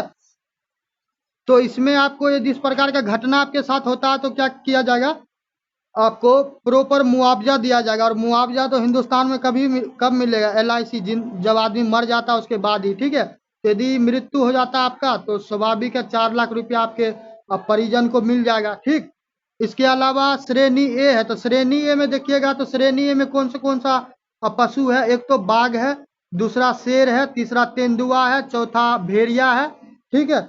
और उसके अलावा लकड़बग्घा है, लकड़बग्घा के अलावा मगरमच्छ है, मगरमच्छ के अलावा हाथी, गेंडा और जंगली सुअर। देखो जंगली सुअर भी बहुत खतरनाक होता, उसका जो दांत जो होता है वो बहुत ज्यादा खतरनाक होता है, ठीक है। कई बार क्या होता है कि जब उसके जान पे पड़ जाता था या उसका शिकार होता रहता है तो वो अटैक कर देता था खुद के सेल्फ डिफेंस में, ठीक है। यदि इस जानवर से आपका सामना होता और आपकी मृत्यु होती है तो गवर्नमेंट क्या करेगा कि गवर्नमेंट आपको मुआवजा देगा, आपके परिवार को, ठीक है। नेक्स्ट आते हैं अंतरराष्ट्रीय आलू केंद्र। तो देखो जो उत्तर प्रदेश है, तो उत्तर प्रदेश में आपको आलू सबसे ज्यादा उपजाया जाता है। इसके अलावा आपको उत्तर प्रदेश में आलू रिसर्च सेंटर भी है, ठीक है, पोटैटो अंग्रेजी में। तो यहाँ पे क्या हुआ है कि यहाँ पे आपको अंतरराष्ट्रीय आलू केंद्र जो दक्षिण एशिया क्षेत्रीय केंद्र है, ठीक है, उसको स्थापित किया गया कहाँ पे, आगरा में, ठीक है। तो आगरा तो आप लोग पता होगा कि आगरा ताजमहल के लिए बहुत ज्यादा फेमस है, ठीक। तो इसी बहाने याद भी रखिए। देखो एक चीज और बताते हैं, ठीक है, ट्रिक तो इसे काम नहीं आता मगर फिर भी बताते हैं। जब जो ताजमहल को बनाया जा रहा था, ठीक है, तो जो वहाँ पे मजदूर लोग कार्य कर रहे थे, देखो इसका निर्माण कब हो जाता है, 1632 के आसपास, ठीक है, 1632 में हो जाता है। और 1498 की बात करेगा तो 1498 में क्या होता है, वास्को डिगामा आता, तो वास्को डिगामा आ गया तो अल्लू, इसके अलावा काजू, अमरूद, टमाटर, संतरा, ठीक है, अनानास, ये सारा चीज भारत में ऑलरेडी आ चुका था, ठीक। तो आपको तंबाकू भी आया हुआ था, ठीक। तो ये लोग क्या करता था, जो मजदूर लोग काम करता था तो तंबाकू खा खा के क्या करता था, आसपास में थूकता था, तो जिससे क्या होता था कि वहां पे जो व्हाइट कलर का जो संगमरमर लगा हुआ था तो वो हो जाता था पीला, ठीक है। जब जो एक दिन क्या होता है कि उसका जो सेनापति होता है या फिर शासक स्वयं होते हैं, देखते हैं तो वो बहुत ज्यादा क्रोधित होते हैं और क्या करते हैं, तंबाकू खाना बैन कर देते हैं, ठीक। और तंबाकू किसके द्वारा लाया गया था, पुर्तगाल के द्वारा, ठीक है। और ताजमहल आपको कहाँ है, आगरा में, ठीक। चलिए नेक्स्ट आते हैं अदालत। तो देखो जो मऊ है, तो मऊ देखो इसमें इस व्यक्ति से ज्यादा इम्पोर्टेंट क्या है, इस व्यक्ति से ज्यादा इम्पोर्टेंट है इसमें जो सजा लिखा हुआ है 2 वर्ष का, ठीक। यदि मान के लिए कि कोई MLA है, ठीक है, यानी कि विधायक है या फिर MP है, सांसद है, यदि आपको 2 वर्ष का सजा हो जाता है, यदि आपको 2 वर्ष का सजा होता है तो आपका क्या होगा, जो आपका सदस्यता है, यानी कि आप जो विधायक हैं या सांसद हैं, तो उस पद पे आप नहीं रह पाइएगा, आपको प्रॉपर हटा दिया जाएगा, ठीक है। तो क्या हुआ कि अदालत के द्वारा एक व्यक्ति को 2 वर्ष का सजा दिया गया जो कि मऊ विधानसभा से थे, ठीक है, जिनका नाम था अब्बास अंसारी। तो अब्बास अंसारी को 2 वर्ष का सजा हुआ, तो इस कारण से क्या हुआ, मऊ विधानसभा का जो सीट था वो खाली हो गया। तब भविष्य में हो सकता है वहां पे उपचुनाव होगा। और तो आपका ये काम होगा कि आप एक चीज पढ़िएगा पॉलिटी में, ठीक है, जो 10th schedule of Indian constitution है, आया राम गया राम, ऐसा नहीं कि हम खुद से बोल रहे हैं, ऐसा मतलब उस टाइम में स्लोगन चलता था। एक व्यक्ति थे जिनका इसी प्रकार का नाम था, ठीक है। तो वो क्या करते थे, एक दिन में लगभग 6 पार्टी बदले, ठीक है। तो इसीलिए जो 10th शेड्यूल है 10, ठीक है, तो उसका नाम ही रख दिया गया आया राम गया राम, ठीक। तो आप 10th शेड्यूल को पढ़िएगा, पॉलिटी में हो सकता है तो आपको 10th शेड्यूल से पूछ ले कि किसी को क्या किया जाएगा, उसका सदस्यता कैसे रद्द किया जाएगा, किसी पार्टी को रिकॉग्नाइजेशन कैसे मिलता है, ठीक है। चलिए नेक्स्ट आते हैं MP। तो मध्य प्रदेश, तो देखो मध्य प्रदेश जो शायद अप्रैल का और मई का जो हम करेंट अफेयर पढ़ाए हैं, तो उसमें मध्य प्रदेश के बारे में एक चीज हम पढ़ाए हुए थे जो वहाँ का माधव माधव टाइगर रिजर्व है, ठीक है, तो वो चर्चा में था, तो आप थोड़ा उसको याद रखिएगा, क्योंकि टाइगर रिजर्व आपको पूछता है, ठीक। तो मध्य प्रदेश में अग्निवीर, तो आप लोग सुने होंगे कि यदि आपको सेना में ज़्यादा जाने का इच्छा है, तो आप 4 वर्ष के लिए क्या कर सकते हैं, 4 वर्ष, अ, 4 वर्ष के लिए आप सेना में जाके सेवा दे सकते हैं अग्निवीर के तहत, ठीक है। और फिर आपको यदि आपका कार्य संतुष्टजनक रहा तो आपको कंटिन्यू किया जाएगा, नहीं तो फिर क्या होगा कि आपके पास कुछ धनराशि हो जाएगा, लगभग 25 से 30 लाख रुपया, ठीक है, तो आप अपना भी स्वयं का कुछ व्यापार चालू कर सकते हैं। तो अग्निवीर वाले जो भी होंगे तो उनको डॉक्टर हरि सिंह गौर केंद्रीय विश्वविद्यालय, ठीक है, सागर में क्या किया जाएगा, रोजगार उन्नोन्मुखी पाठ्यक्रम दिया जाएगा, यानी कि आपको कोई भी स्किल सिखा दिया जाएगा। आप लकड़ी का काम सीख सकते हैं, आप तार का सीख सकते हैं, ठीक है, आप टाइल्स का सीख सकते हैं, या फिर जो सोलर पैनल रहता है उसका काम सीखते हैं, कोई भी प्रकार का आपको स्किल दिया जा सकता है। या फिर आपको एआई का, जैसे कि चैट जीपीटी का यूज करना, तो क्या होगा कि उससे आप फ्रीलांसिंग करके उससे आप धनराशि क्या कर सकते हैं, कंटेंट आप बनाइएगा तो उससे भी किसी कोचिंग इंस्टीट्यूट में आपको अच्छा खासा पैसा मिल जाएगा, 50,000, 1 लाख, 5 लाख तक इतना नॉर्मली मिल जाता है, यदि कंटेंट राइटिंग आप अच्छा करते हैं। यदि आप अच्छा चैट जीपीटी को प्रॉम्प्ट देने में आपको समझ है, तो इतना है कि चैट जीपीटी आपको 5 लाख 10 लाख रुपया आराम से अर्न करवा देगा, ठीक है। चलिए नेक्स्ट आते हैं आरजे, तो आरजे हो गया राजस्थान, तो राजस्थान में आपको राजस्थान पार्टनरशिप कॉन्क्लेव लाया गया। तो देखो इस प्रकार का जब भी चीजें होता है ना समिट, तो उसका एक ही मोटो रहता है, उस राज्य को क्या करवाना, उस राज्य को विकसित करवाना। और विकसित से याद आया कि बिहार में क्या हुआ है, बिहार में ही नहीं कहो पूरे भारतवर्ष में कहो, बिहार के लिए हम इसलिए कह रहे हैं कि देखो बिहार वाले प्रशासनिक क्षेत्र से रहते हैं, तो स्वाभाविक है थोड़ा सा तो लगाव औरों से थोड़ा ज़्यादा रहेगा ही, ठीक है। तो नीति आयोग के द्वारा कल एक स्टेटमेंट दिया गया हुआ था कि जो साइंस एंड टेक्नोलॉजी है, ठीक है, साइंस एंड टेक्नोलॉजी में क्या किया जाएगा, जो कोर ग्रांट है, कोर ग्रांट को कम किया जाएगा, ठीक। तो मेरा सवाल ये है, हमको तो ये लगता था कि जो योजना आयोग को बंद कर दिया गया, तो नीति आयोग का क्या हुआ कि दिमाग का ढक्कन खुल गया, ये थोड़ा इसमें अच्छा अच्छा बुद्धिजीवी व्यक्ति होगा, ठीक है।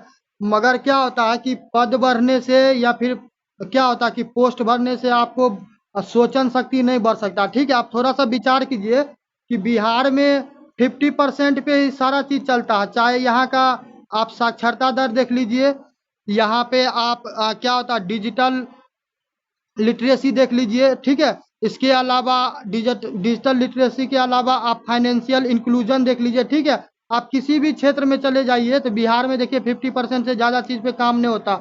अभी जो आपको वोटर वेरिफिकेशन काम चल रहा था उसमें भी 50% का ही चक्कर है। तो जब ऐसा ऐसा राज्य रहेगा और उसको क्या किया जाएगा, उसका ग्रांट्स को कम कर दिया जाएगा, तो यहाँ का जो सामान्य जनमानस रहेगा, तो सामान्य जनमानस को क्या होगा कि सामान्य जनमानस स्वाभाविक है अन्य लोग से कम्पीट नहीं करेगा। तो बिहार को गरीब गरीब कहने का जो आप आदत लगा हुआ है, ठीक है, तो वो तो स्वाभाविक है, सत्य होगा ही।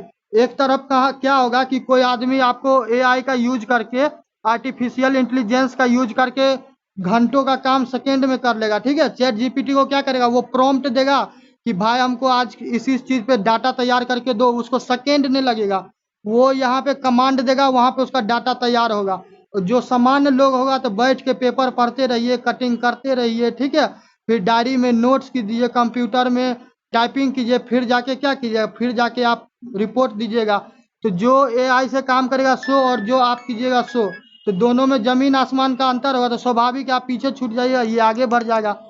तो इसके बारे में भी हो तो आप क्या कीजिए, गवर्नमेंट का फुल विरोध कीजिए, ठीक है। और देखो सभी राज्य को यदि एक ही तराजू में नापेगा तो फिर महाराष्ट्र के जैसा हम लोग भी होते, गुजरात के जैसा हम लोग भी होते, मगर हमारा भौगोलिक क्षेत्र जो है उस प्रकार का नहीं है, ठीक है। तो इस चीज को समझना पड़ेगा। तो देखिए जो राइजिंग राजस्थान पार्टनरशिप कॉन्क्लेव है, तो ये 2025 में दिसंबर में क्या होगा कि आयोजन किया जाएगा, ठीक है। और आपको वर्ष 2047 तक क्या किया जाएगा, राजस्थान को विकसित बनाना है, ठीक। और 18 जून 2025 को क्या किया जाता है, ये आयोजन किया जाता। नेक्स्ट आइए कि यूके, यूके ये इंग्लैंड वाला नहीं समझिएगा, ये अपना उत्तराखंड वाला है। और उत्तराखंड से याद आया कि उत्तराखंड में जो राष्ट्रीय खेल का आयोजन हुआ था, ठीक, तो इसी चैनल पे वीडियो है, तो इसीलिए बोलते हैं करंट अफेयर को क्या कीजिए, हर महीना का प्रॉपर देखिए। देखो मेरा वीडियो या तो लंबा रहता है या फिर लंबा नहीं रहता है, तो 2 पार्ट में रहता है। उसके पीछे कारण ये है कि मेरे से भाई बेईमानी किया हुआ नहीं होता, ठीक है। 20 मिनट में कहेगा तो हमसे 20 मिनट में तो नहीं होगा, या तो हम वीडियो क्या होगा कि इस टॉपिक पे नहीं बनाएंगे, या फिर बनाएंगे तो हम प्रॉपर देंगे, ठीक। क्योंकि 20 मिनट में 30 दिन का करंट अफेयर पढ़ाना दिस इज इम्पॉसिबल है, ठीक। चलिए, तो 10वीं और 12वीं कक्षा में जो भी छात्र टॉप करेगा, ठीक है, तो उनको क्या किया जाएगा, उनको एक दिन के लिए डीएम बनाया जाएगा, ठीक है। डीएम बनाया जाएगा या पुलिस अध्यक्ष। देखो ये इसलिए किया जाता है ताकि क्या हो कि लोग जो प्रशासनिक ढांचा है हमारे देश का, उसके प्रति क्या हो, उसका विश्वास बढ़े, और वो भी आगे चल के क्या हो कि इस क्षेत्र से जुड़ने का कोशिश करे। तो जब क्या होगा कि इस क्षेत्र से जो नवयुवक वर्ग का लोग होगा, ठीक है, जो टीनेजर लोग होगा, वो सब जब जो आएगा, तो स्वाभाविक है क्या होगा कि और भी बेहतर होगा सोसाइटी में। नेक्स्ट आते हैं कि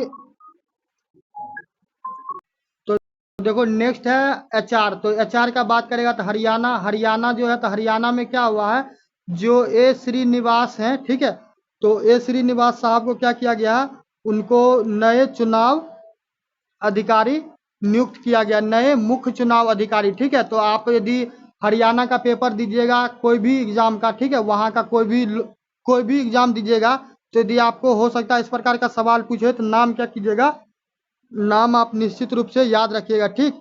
अब आते हैं बिहार। तो बिहार देखो, बिहार में क्या हुआ है कि जो अलीनगर है, तो अलीनगर में भी एक विधायक है जिसका नाम है मिश्री लाल यादव, ठीक है।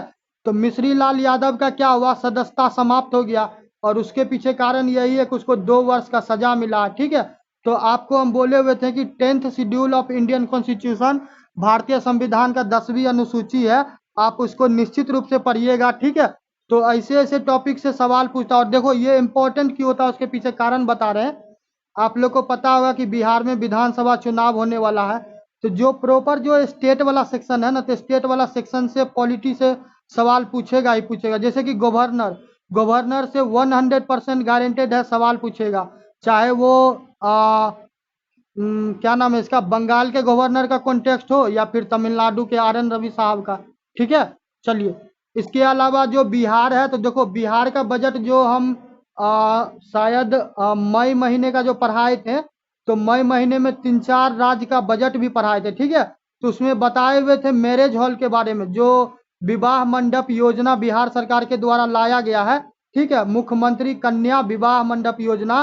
तो जितना भी बिहार में ग्राम पंचायत होगा, तो सारे ग्राम पंचायत में क्या किया जाएगा कि मुख्यमंत्री कन्या विवाह मंडप योजना के तहत क्या किया जाएगा, वहां पे भवनों का निर्माण करवाया जाएगा, या फिर कोई भवन पूर्व से होगा तो उसको ही क्या किया जाएगा, उसमें कन्वर्ट किया जाएगा। तो इससे क्या होगा, जो भी अभिभावक हैं, ठीक है, वो यदि आर्थिक रूप से कमजोर हैं, तो उनको क्या किया जाएगा, उनको सस्ते दामों पे, यानी कि सस्ता भाड़ा पे क्या होगा, वो मैरिज हॉल उनको मिल जाएगा। तो विवाह में क्या होगा, विवाह में थोड़ा बहुत उनको भी बचत हो जाएगा, ठीक है।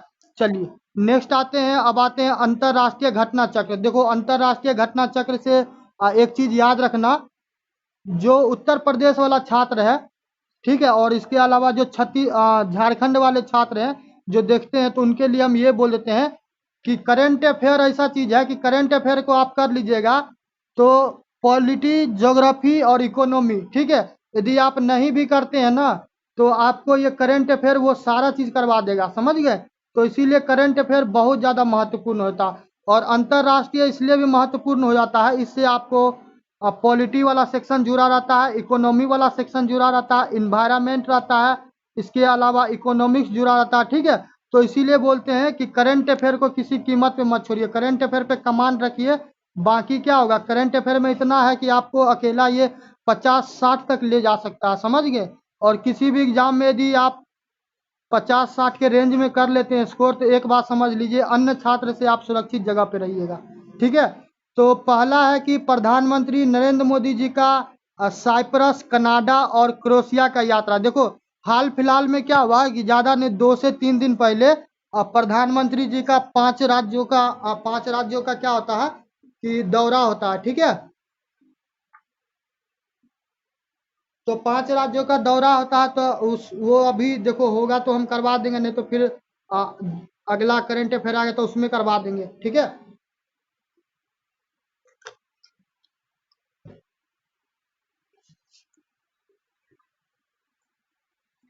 तो देखो ये ट्रेवलिंग क्यों हुआ है। ये ट्रेवलिंग देखो, एक चीज हमको समझ में नहीं आता रहता है। जब हमारे संविधान में ये लिखा गया हुआ है कि भारत एक संप्रभु देश है, तो फिर यहाँ पे भारत का संप्रभुता कहाँ चला जाता है, ठीक है।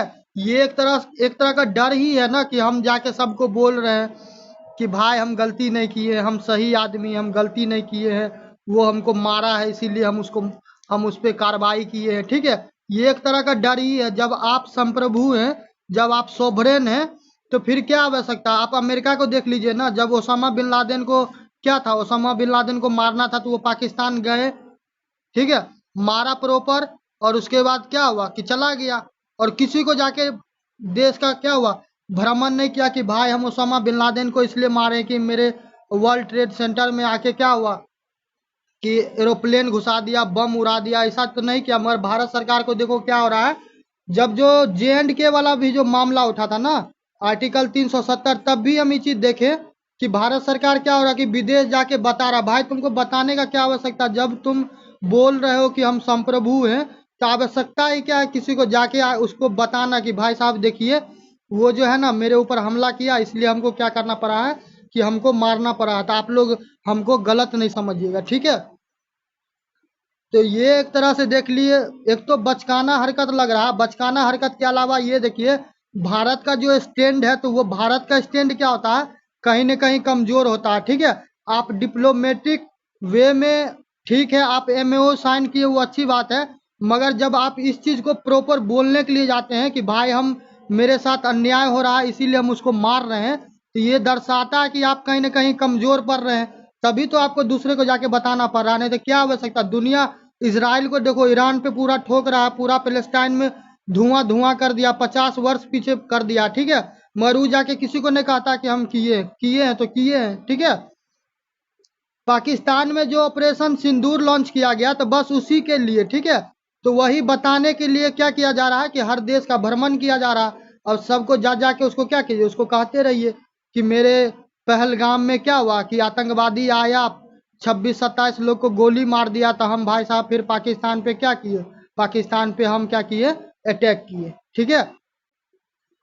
कनाडा जो है, तो कनाडा में आपको G7 का समिट होता है, ठीक है। और प्रधानमंत्री श्री नरेंद्र मोदी जाते हैं साइप्रस, तो साइप्रस के जो राष्ट्रपति साहब हैं निकोस क्रिस्टो डॉली डॉली डेस, ठीक है, तो इनसे मुलाकात होती है।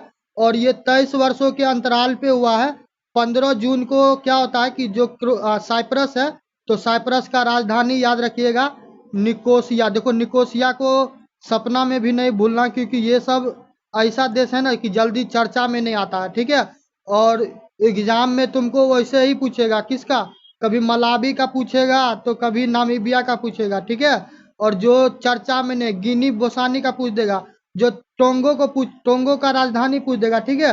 और हमको लगता है नाम भी नहीं सुना होगा ना कभी पढ़ा भी होगा, ठीक। तो ऐसा ऐसा देश को क्या करना, ऐसा ऐसा देश को याद रखना। उनको सम्मानित किया गया गार्ड ऑफ ऑनर से, और गार्ड ऑफ ऑनर से किया गया। इसके अलावा दोनों देश के बीच में MOU पर साइन हुआ, फिनटेक, स्टार्टअप, रक्षा उद्योग, कनेक्टिविटी, नवाचार, AI, ठीक है। इसके अलावा उसको उनको एक सम्मान मिला है जिसका नाम है grand cross of the order of Makarios. देखो प्रधानमंत्री नरेंद्र मोदी जी को लगभग 23 या 24, ठीक है, 23 या 24 देशों में सम्मानित किया गया है इस प्रकार के सम्मान से। और देखो पार्टी चाहे किसी का कोई भी हो, ठीक है, चाहे जिस भी पार्टी का आप समर्थक हैं, मगर जब भारतवर्ष की बात आएगा तो पूरे जिम्मेदारी, पूरे क्षमता के साथ बोलिए कि हमारा राष्ट्राध्यक्ष जो है अन्य राष्ट्र के अध्यक्ष से कहीं न कहीं क्या है कि उनका प्रभाव है, ठीक है, विश्व में। देखिए मोदी जी को ये 23वां वैश्विक सम्मान मिला है, ठीक है। और जो निकोसिया विश्वविद्यालय है, तो वहां पे क्या किया जाएगा, जो भारत है तो भारत में क्या होगा कि भारत का अध्ययन वहां पे आपको ICCR के चेयर के द्वारा क्या किया गया, एक MO पे स्थापित किया गया। ठीक है, नेक्स्ट आते हैं कनाडा। तो कनाडा के बारे में आप लोग जानते होंगे कि जब जो निज्जर का हत्या हुआ, तो निज्जर कौन था, तो निज्जर एक्चुअली वो था जो खालिस्तानी समर्थक था। ठीक है, अब पूछिएगा खालिस्तानी समर्थक कौन है, तो खालिस्तानी समर्थक वो लोग हैं जो ग्रेट सिंगलैंड का मांग करता है। और ग्रेट सिंगलैंड कौन है, जो अपना पंजाब वाला क्षेत्र है ना, तो उसको वो लोग चाहता है कि एक अलग देश बनाए। ठीक है, और ये तो संभव नहीं है। ठीक है, इसके लिए वो लोग को क्या होगा कि लोग को लिए क्या होगा, इसके लिए फिर से जन्म लेना पड़ेगा, तब जब ये पृथ्वी दोबारा बनेगा। ठीक है, तो कनाडा में क्या होता है कि कनाडा में 16 जून को जो कनाडा के प्रधानमंत्री हैं मार्क कार्नी, देखो हम वो निज्जर वाला घटना बता रहे थे, तो निज्जर का जब जो हत्या हुआ ना, तो जस्टिस ट्रूडो था, ट्रूडो का कहना ये था कि भारत का जो रॉ है, ठीक है, तो रॉ किसका, अपना भारत सरकार का है, तो बोला कि उसी का हाथ है निज्जर को हत्या करवाने में। ठीक है, भारत सरकार के द्वारा साफ साफ बोला गया कि मेरा इसमें कोई भी लेना देना नहीं है। ठीक, तो G7 का आपको अतिथि के रूप में ये जाते हैं। ठीक है, और जो कनाडा है, तो कनाडा में कैलगरी प्रांत है, जैसे कि बिहार हो गया, यूपी हो गया, महाराष्ट्र, राजस्थान, केरला, तमिलनाडु, तो जैसे अपने यहाँ राज्य है तो वहाँ पे प्रांत है। ठीक है, तो जो कैलगरी प्रांत है तो वहाँ पे अल्बर्टा में कना नासिकिम। ठीक है, तो यहाँ पे क्या हुआ कि G7 का समिट का आयोजन किया जाना था। ठीक, तो इसमें देखो G7 में कौन कौन है, अमेरिका है, फ्रांस है, इसके अलावा यूके है, इंग्लैंड के अलावा इटली है। इटली इटली के बारे में एक बात बताते हैं, जो मेलोनी जी है, ठीक है, जो PM है, तो उन पे सवाल आया था। और आप लोग एक फिल्म देखे होंगे मनी हिस्ट, ठीक है, बेला चाव गाना सुने होंगे, तो मनी हिस्ट वाला जो कहानी है, ठीक है, तो वहाँ पे जो गाना है बेला चाव, तो वो इटली का ही भाषा में है। ठीक है, इसके अलावा जर्मनी के अलावा कनाडा के अलावा जापान, और जापान के अलावा EU। ठीक है, तो USA का राष्ट्राध्यक्ष के बारे में तो आप लोग को पता है, डोनाल्ड ट्रंप है। फ्रांस का एमेनुअल मैक्रोन साहब है। इसके अलावा UK का कीर स्टामर है। ठीक है, इटली की बात कीजिएगा तो जॉर्जिया मेलोनी है। जर्मनी का जनरल है फेडरिक मर्ज। कनाडा का भी आपको बता ही दिए, मार्क कार्नी। जापान का शिगेरो इशिबा, और EU का है उर्सेला बांडे। ठीक है, तो ये सारा नाम याद रखना। ठीक है, चलो, तो दक्षिण अफ्रीका अतिथि के रूप में और भी लोग आए हुए थे, जैसे कि दक्षिण अफ्रीका के राष्ट्रपति साइरिल रामाफोसा। ठीक है, अब ब्राजील की बात कीजिएगा तो ब्राजील के लुइस इनासियो लूला डी सिल्वा। ठीक है, दक्षिण कोरिया का बात करेगा, देखो दक्षिण कोरिया चर्चा में इसलिए था कि जो वहाँ का पहले का जो राष्ट्रपति था, ठीक है, तो उसको कोर्ट के द्वारा क्या किया गया, गिल्टी पाया गया, वो मार्शल लॉ लगाने वाले चक्कर में उसको हुआ था। ठीक है, तो राष्ट्रपति बदल गया, तो अभी नया राष्ट्रपति कौन आया है, ली जे म्यूंग। तो ली जे म्यूंग को याद रखना। ठीक है, यदि दक्षिण कोरिया का राष्ट्रपति बोले तो इसको याद रखना। बाद बाकी जितना कंट्री देख रहा है ना, तो प्रीवियस वाला करंट अफेयर देखना, सारा का सारा व्यक्ति के बारे में हम करवाए हुए हैं। ठीक, ऑस्ट्रेलिया, जैसे ऑस्ट्रेलिया में चुनाव हुआ था तो एंथनी अल्बांजो साहब के बारे में पढ़ाए हुए थे। मेक्सिको के राष्ट्रपति तो डॉक्टर क्लाउडिया सिनबाम पार्डो, इन साहब के बारे में भी हम पढ़ाए हुए, ज़्यादा नहीं, और जुलाई वाला जो करंट अफेयर पढ़ाए उसी में हम करवाए हुए थे इन सब के बारे में। ठीक है, क्योंकि नया नया चुनाव हुआ था। क्रोएशिया की बात करेगा, फिर क्या हुआ कि प्रधानमंत्री क्रोएशिया गए, साइप्रस चले गए, साइप्रस के बाद कनाडा गए, कनाडा के बाद क्रोएशिया गए। तो क्रोएशिया की राजधानी जाग्रेब है। ठीक है, जाग्रेब को याद रखिएगा। अब प्रधानमंत्री की बात कीजिएगा तो आंद्रेज प्लेंकोविक है। ठीक है, और देखो भारत में जो G20 सम्मेलन हुआ था, तो G20 सम्मेलन हुआ था ना, तो उसमें IMEC के बारे में बात किया गया हुआ था। ठीक है, India middle east European economic corridor. देखो इसमें एक्चुअली होगा क्या, जो भारतवर्ष है, तो जो अपना क्या नाम है इसका, महाराष्ट्र है, तो महाराष्ट्र में जो एयरपोर्ट है मुंबई वाला, ठीक है, तो वहां से क्या किया जाएगा, वहां से अरब सागर होते हुए गल्फ में जाया जाएगा, ठीक है। गल्फ से फिर क्या करेंगे, गल्फ से आपको रेड सागर के तरफ हम बढ़ेंगे। रेड सागर से क्या होगा, लाल सागर से फिर यूरोप वाले क्षेत्र में जाएंगे। तो यही जैसे कि चाइना जो है ना, चाइना का जो BRI है, बेल्ट एंड रोड इनिशिएटिव, ठीक है, तो उसी प्रकार का चीजें बनाने की कोशिश भारत सरकार के द्वारा किया जा रहा है। अब देखो सारा चीज सही रहा और विकसित हो गया तो भारत के लिए एक बहुत बड़ा जीत होगा, ठीक है। हमारा भी अपना क्या होगा, एक अपना रास्ता होगा जहां से चीजें हमारे हिसाब से चलेगा, ठीक। नेक्स्ट आते हैं पराग्वे के राष्ट्रपति सेंटियागो पेना पेलासियोस का क्या होता है कि भारत का यात्रा होता है कब, 2 से 4 जून को, ठीक है। और भारत की इनका क्या है कि पहला यात्रा था, पहला यात्रा है तो किसी कीमत पे मत भूलिएगा, क्योंकि पिछले बार भी क्या हुआ, जब 70वीं बीपीएससी का एग्जाम हुआ था तो हम उसमें बोल रहे थे कि जो महिला होगी या फिर कोई पहला होगा तो उसको कभी नहीं भूलना, वो पूछेगा। आप 70वीं बीपीएससी का प्रीलिम्स का सवाल जाके देखिए, ठीक है। वहां पे जो आपको क्या नाम है, ह्यूमन राइट है और महिला कमीशन है, ठीक है, आयोग है, तो उसका जो अध्यक्ष था उसके बारे में प्रॉपर पूछा गया, ठीक। और उसके बारे में हम हर वीडियो में बोलते थे कि भाई साहब ये पूछेगा।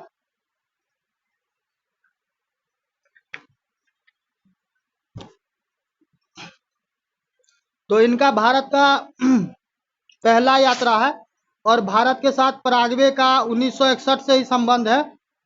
देखो जो मर्कोसर है, तो मर्कोसर के बारे में हम थोड़ा सा डिटेल में बता देते हैं, क्योंकि हमको लगता है हो सकता है एग्जाम में यदि आपसे पूछ ले तो ये शब्द आप शायद नहीं सुने होंगे, क्योंकि ये सब चर्चा में आता ही नहीं है, ठीक है। और चर्चा में नहीं आता उसके पीछे कारण ये है कि ये अपने भारत का है नहीं और ना ही ये इंटरनेशनली लेवल पे है। ये इसको कह सकते हैं कि ये रीजनल लेवल टाइप का चीजें हो जाता है। रीजनल क्यों बोलते हैं, जो साउथ अमेरिका है ना, नॉर्थ अमेरिका साउथ अमेरिका, तो ये साउथ अमेरिका वाले क्षेत्र में है, ठीक है। तो देखो मर्कोसर जो है, तो ये साउथ अमेरिका में एक ट्रेड ब्लॉक है, ठीक है। और इसका स्थापना कब होता है, इसका स्थापना 1991 में होता है। इसमें तुमको अर्जेंटीना है, अर्जेंटीना के अलावा ब्राजील है, ब्राजील के अलावा पराग्वे है और पराग्वे का अलावा उरुग्वे है, ठीक है।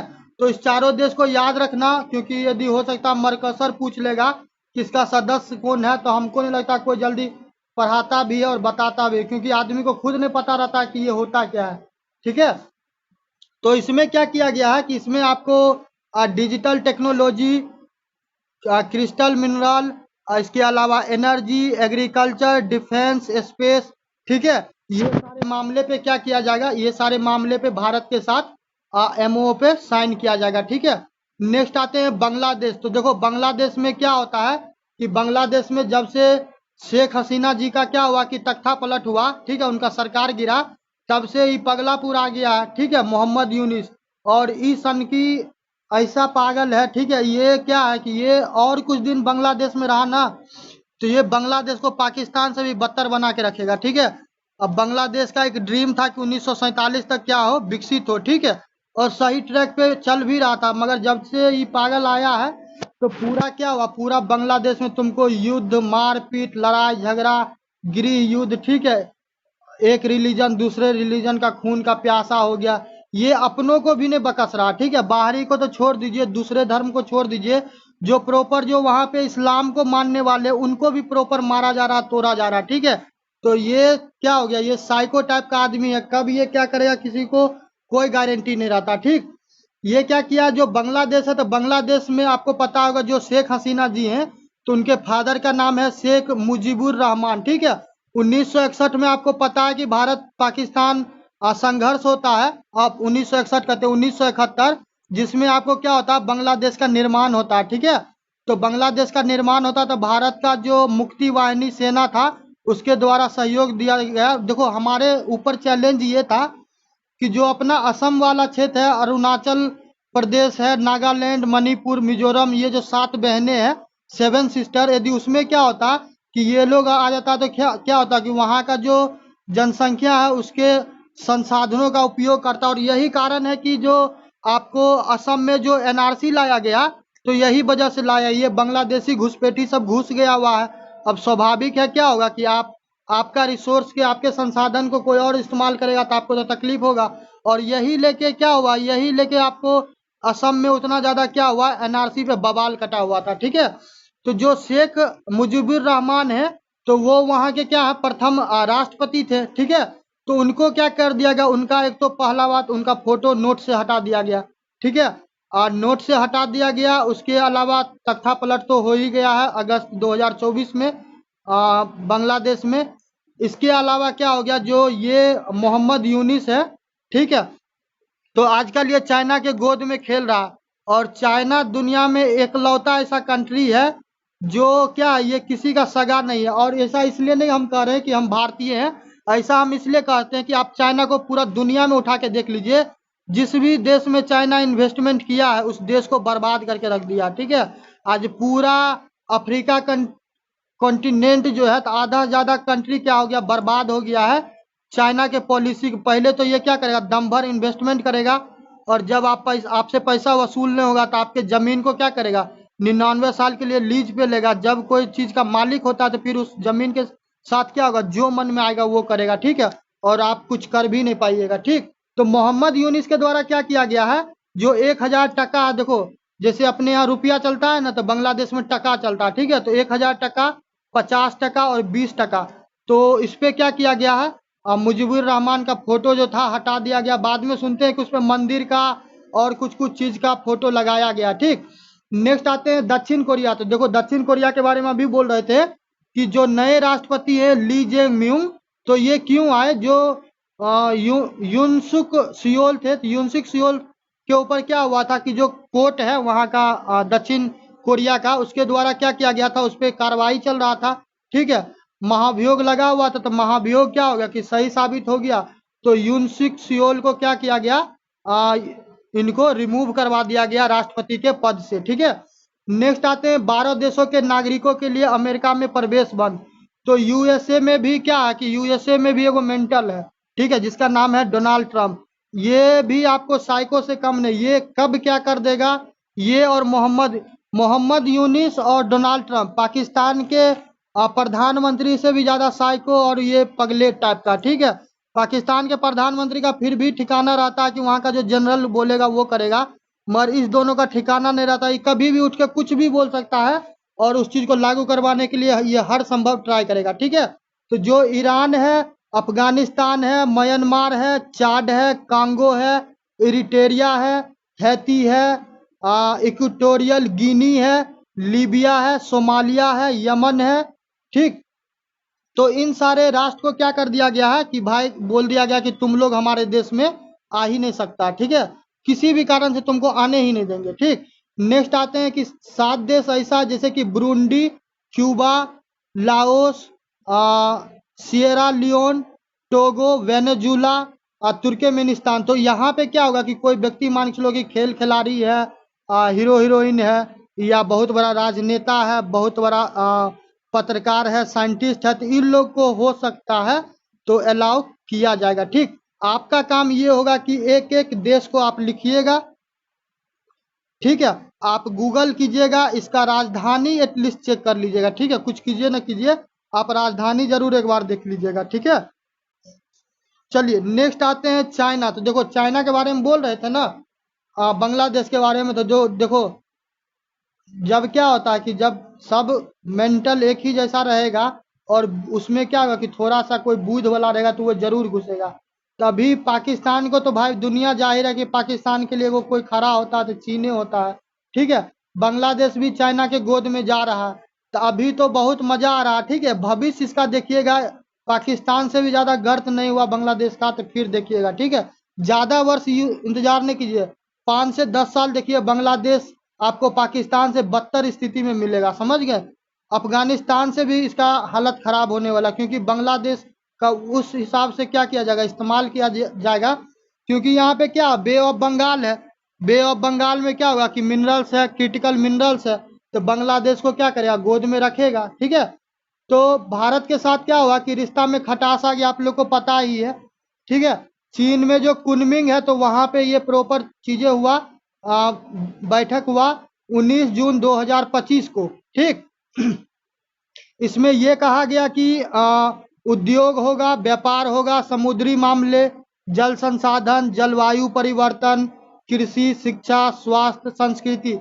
तो एक चीज इसमें आपको नोट करने वाला बात है, पाकिस्तान को और बांग्लादेश को तो चाइना से चाहिए, मगर चाइना को नहीं, हमको लगता है कि पाकिस्तान और बांग्लादेश से चाहिए। हाँ, पाकिस्तान से एक चीज चाइना को बेचा जा सकता है, वो है गधा, ठीक है। गधा आप चाइना में बेच सकते हैं, इसके अलावा चाइना में आप कुछ भी नहीं बेच सकते, क्योंकि चाइना खुद ही क्या है, बहुत बड़ा मॉन्स्टर है, ठीक है। चाइना खुद इतना बड़ा रावण है हर फील्ड में ना, कि आप उसका दुनिया ने जब मुकाबला कर पा रहा था, पाकिस्तान और बांग्लादेश कहाँ से कर पाएगा, ठीक है।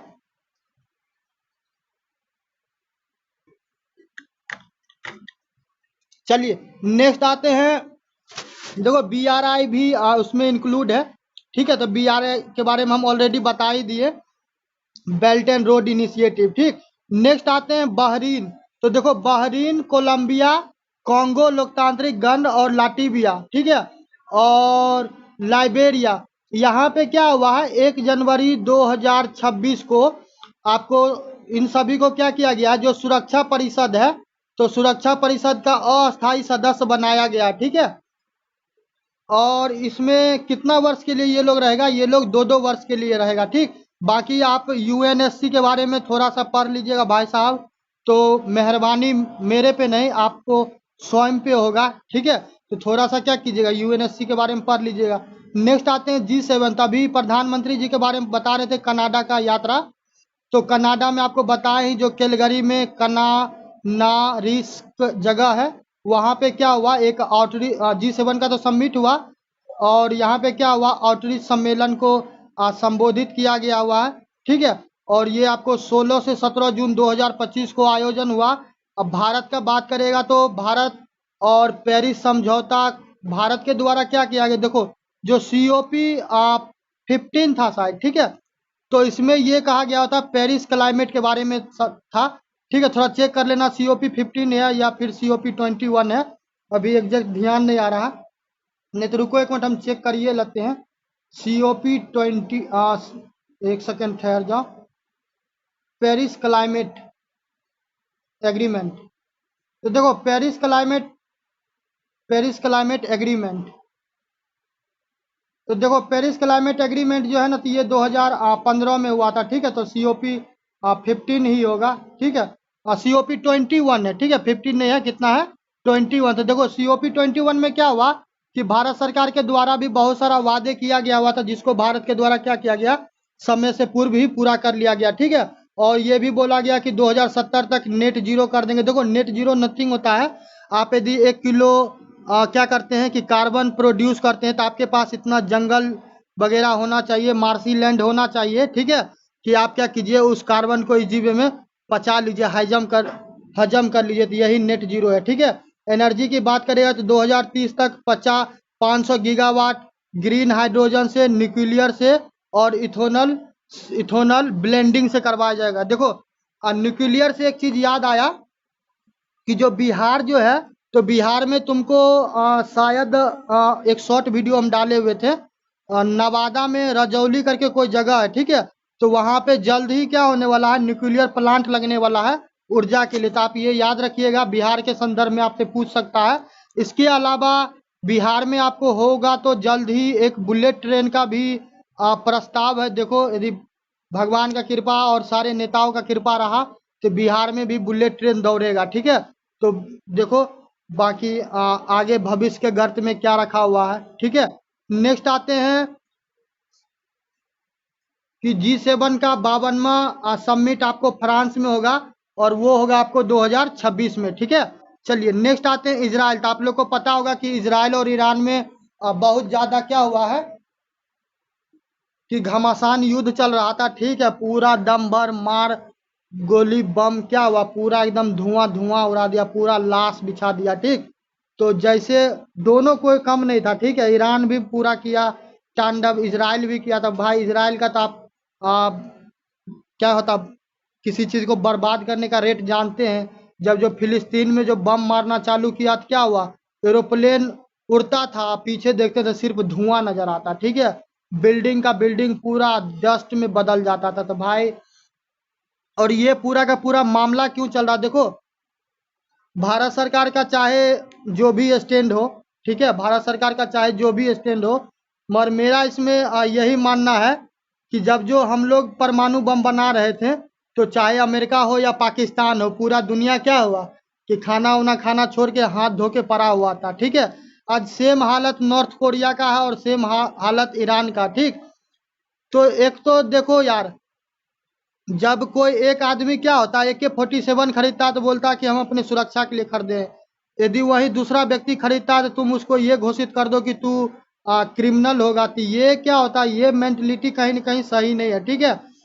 ईरान इजराइल जो इतना तांडव करता है, तो इजराइल वास्तव में देखिए तो तांडव इजराइल का नहीं है, ठीक है। ये पूरा पूरा USA बैकिंग है। ये पूरा का पूरा करता धरता किसका है, अमेरिका का। क्योंकि अमेरिका कभी नहीं चाहता कि कोई मेरे से ऊपर जाए, ठीक है। तो 12 दिन का आपको भीषण युद्ध हुआ, बाद में विराम होता है, ठीक है। इसके अलावा आप लोग को पता ही है कि दुनिया में एक और भी बहुत बड़ा युद्ध चल रहा है जिसका नाम है रूस यूक्रेन। कितना ट्रिलियन डॉलर का नुकसान हुआ होगा, कितना जान माल संपत्ति का हुआ, उसका कोई ठिकाना नहीं, ठीक। तो आपको युद्ध से कुछ नहीं मिलेगा, ठीक है। जब तक आप बात नहीं कीजिएगा तो प्रॉब्लम सॉल्व नहीं होगा, और जब आप अड़ जाइएगा तो फिर किसी कीमत पे सॉल्यूशन नहीं मिलेगा, ठीक है। जीवन में यही है, यदि गलती हो या चीजें क्या खराब होता है तो आप बैठ के बात कीजिए, दोनों क्या हुए एक म्यूचुअल अंडरस्टैंडिंग पे आइए, तभी होगा, नहीं तो कुछ नहीं होगा, ठीक है। वहां का जो जनता होगा वो सरेगा, उसके अलावा कुछ नहीं होगा। राजा तो नाम कमाएगा ही, चाहे प्रधानमंत्री हो या राष्ट्रपति हो, वाहवाही लुटेगा, उसके बाद क्या होगा, जाके वोट मांगेगा एक बार। आप भी राष्ट्र प्रेम में क्या होइएगा, अंधा होके वोट करते रहिएगा, ठीक। चाहे उस टाइम में महंगाई बढ़े या फिर भोजन। चलिए, तो 23 जून को आपको विराम होता है, मगर बोले कि अमेरिका विश्व में USA पे कभी भरोसा मत कीजिएगा, ठीक है। दुनिया में सबसे बड़ा डबल स्टैंडर्ड कोई मेंटेन करता है। देखो, दोगला शब्द जो होता है एक्चुअली गाली नहीं होता, ठीक है। आप जब हाइब्रिड वर्ड को जब आप हिंदी में देखिएगा, एक तो संकर शब्द का इस्तेमाल किया जाता है, ठीक है, और दो मतलब डबल, ठीक है। तो जो इसके लिए दोगला शब्द एकदम परफेक्ट है। उसके पीछे कारण ये है कि अमेरिका का हमेशा से ये रहा कि अपना काम बनता है तो क्या हो, भाड़ में जाए जनता। आप लोग को याद नहीं होगा तो हम याद दिलवा दें कि 1971 में यही USA है, अमेरिका है, जो अपना पूरा जो इसका सबसे बड़ा फ्रिगेट था ना, युद्धा वाला पोत, ठीक है, जिसपे 500-600 क्या होता कि फाइटर जेट रहता है, वो पूरा का पूरा लेके क्या किया था, हिंद महासागर में सटा दिया गया था, ठीक है।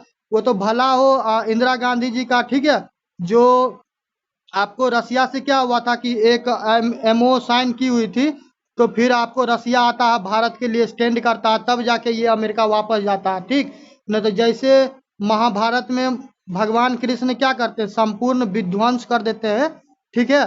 तो वही हश्र करता, पूरा एकदम परमाणु बम, परमाणु से लेस पनडुब्बी उनडुब्बी जितना था, बॉम्बर उम्बर सारा चीज लेके आया था। बस एक बार यदि भारत पे हमला हो जाता, ठीक है, तो भारत का तो भाई नस्तो नाबूद वो कर देता, समझ गए। तो इस यहाँ पे भी क्या हुआ, ये तो विराम तो करवा दिया, फिर जाके क्या हुआ कि अमेरिका कूद गया। तो अमेरिका का ये आज का आदत नहीं, अमेरिका की ये पुराना आदत है, ठीक है। तो ईरान पे क्यों इतना तांडव हो रहा है कि इसके ये बोला जा रहा है कि ईरान परमाणु बम बना रहा है। दुनिया बना रहा तो कोई प्रॉब्लम नहीं, ईरान बना रहा तो प्रॉब्लम है, ठीक है।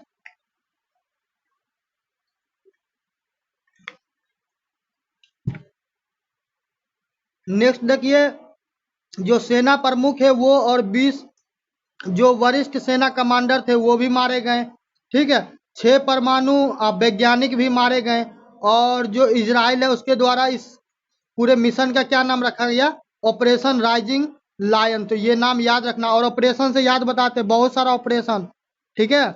ऑपरेशन सिंदूर हो, ऑपरेशन सिंधु हो, भूलना नहीं। मैच द फ्लोइंग में भाई पूछता है। आप पेपर दे के आइएगा तो मेरे वीडियो में आके कमेंट कीजिएगा कि नहीं पूछा है, ठीक है। चलिए, तो इजराइल के द्वारा क्या किया गया, इजराइल के द्वारा लगभग 200 विमान से, आपको बताए ना, जब इजराइल जो हमला करता है, तो इजराइल का जब जो एयरक्राफ्ट उड़ेगा भाई साहब, और पीछे देखिएगा तो आपको मलबा के अलावा कुछ नजर ही नहीं आएगा। ठीक है, ईरान में 100 ठिकाने पे हमला किया गया। देखो थोड़ा सा पृष्ठभूमि हम बता देते हैं। जो शायद इराक है ना, तो इराक में क्या हुआ कि जो ईरान है उसका दूतावास था, तो वहां पे इजराइल के द्वारा हमला किया गया। अब ईरान का दिमाग क्या हुआ, उसका भी खराब हुआ, तो वो भी पूरा एकदम रॉकेट लॉन्च कर दिया, तो फिर युद्ध चल गया। ठीक है, G7 में अमेरिका के द्वारा क्या किया गया, खुला समर्थन दिया गया। ठीक, भारत सरकार के द्वारा आपको ऑपरेशन सिंदूर लॉन्च किया गया। जो ईरान है, ईरान में हम हमारे देश के नागरिक रहते हैं, चाहे वो व्यापारी वर्ग से हो या फिर छात्र हो या फिर जो टूरिस्ट वगैरह था, तो उसको सही सलामत लाने के लिए ऑपरेशन सिंधु लॉन्च किया गया हुआ था। ठीक है, तो इसको याद रखना। देखो 12 जून को क्या होता कि अमेरिका अमेरिका क्या कहता, ऑपरेशन मिडनाइट हैमर। ठीक, ये क्या कहता, B2 बॉम्बर से पूरा एकदम आसमान से बम का वर्षा कर देता है। तो मामला को सुधारना था, तो ये क्या हुआ और जाके बर्बाद कर दिया। तो अमेरिका पे जीवन में क्या होगा कि जीवन में एक बार आप पाकिस्तान पे ट्रस्ट कर लीजिएगा। ठीक है, पाकिस्तान पे इसलिए कि पाकिस्तान से इतना तो आदमी आशा किया जा सकता है कि साला जब क्या करेगा करेगा तो हमको नुकसान नहीं करेगा। ठीक है, मगर अमेरिका क्या है, एक नंबर का। आपको ये इसको आप समझ ही नहीं पाइएगा कि ये कब क्या करेगा। तो USA पे जीवन में कभी क्या करना, कभी इस पे ट्रस्ट मत कीजिए। ठीक है, नेक्स्ट आते हैं विमान। तो विमान में आपको बंकर बस्टर बम था और टॉम हॉक मिसाइलें थी। ठीक है, उसके अलावा फोर्डो परमाणु, देखो ये जो क्या नाम है इसका, क्या नाम है इसका, ईरान। तो ईरान में तुमको क्या नाम है, फोर्डो परमाणु, उसके अलावा टॉम हॉक क्रूज। ठीक, और इसके अलावा तेहरान में इस्फान। तो ये तीनों जगह पे क्या हुआ, इन तीनों जगह पे दम भर बमबारी हुआ।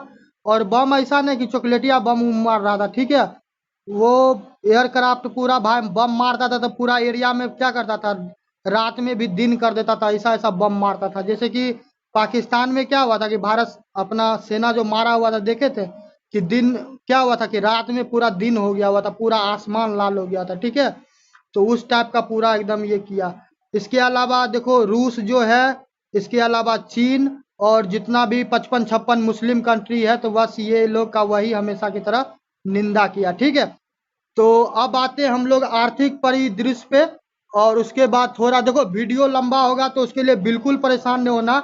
चीजें चाहता है कि कंप्लीट मिले तो भाई साहब टाइम दीजिए, और नहीं जिसको 10 मिनट में करंट अफेयर करना होगा या 15 मिनट में, तो और भी बहुत जगह आपको मिल जाएगा। आप क्या कर सकते, आप वहां से कर सकते हैं, आपको जहां पे उचित लगे। ठीक है, अब आते हैं हम लोग आर्थिक वाणिज्यिक परिदृश्य पे। ठीक, तो देश की 16वीं जनगणना हेतु अधिसूचना जारी की गई है।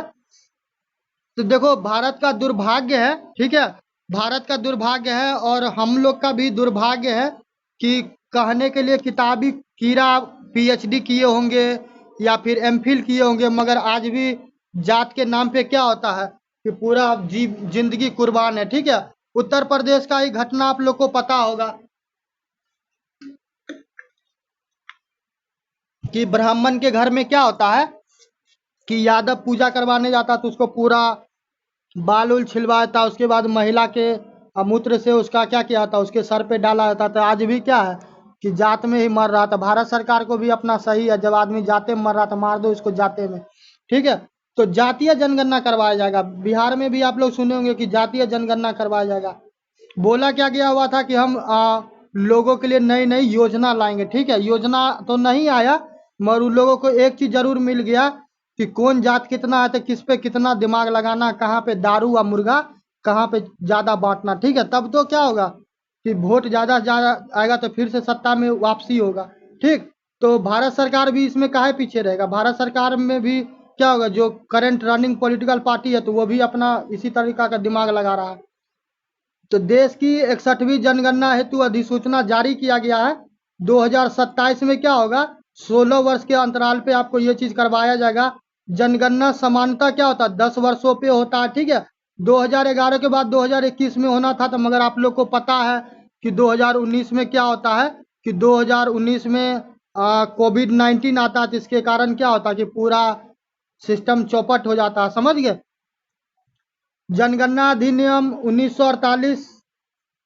ठीक है, इसके द्वारा क्या किया गया, औपचारिक अधिसूचना गृह मंत्रालय के अधीन लाया गया और महापंजिक द्वारा 16 जून 2025 को।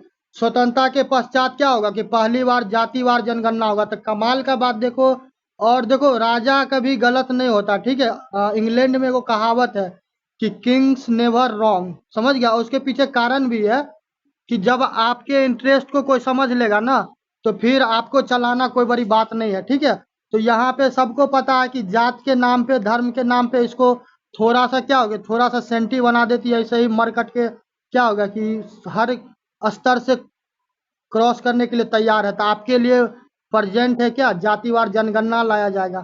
तो जातिवार जनगणना आएगा, फिर क्या होगा कि चुनाव भी होगा। तो चुनाव में मजा आ जाएगा। जो पॉलिटिकल पार्टी है अच्छा से, आजकल तो डाटा का खेला है भाई, जिसके पास जितना डाटा है वो सबसे बड़ा धनवान है। उससे ज्यादा क्या है कि किंग मेकर, उससे बड़ा कोई नहीं हो सकता, ठीक। तो स्वतंत्रता के पश्चात पहली बार जातिवार जनगणना आंकड़े, ठीक है। पिछली बार की बात कीजिए तो जब अंग्रेज था तो अंग्रेज का समझ में आता था कि उसको भारतीय को भारतीय से लड़वाना था।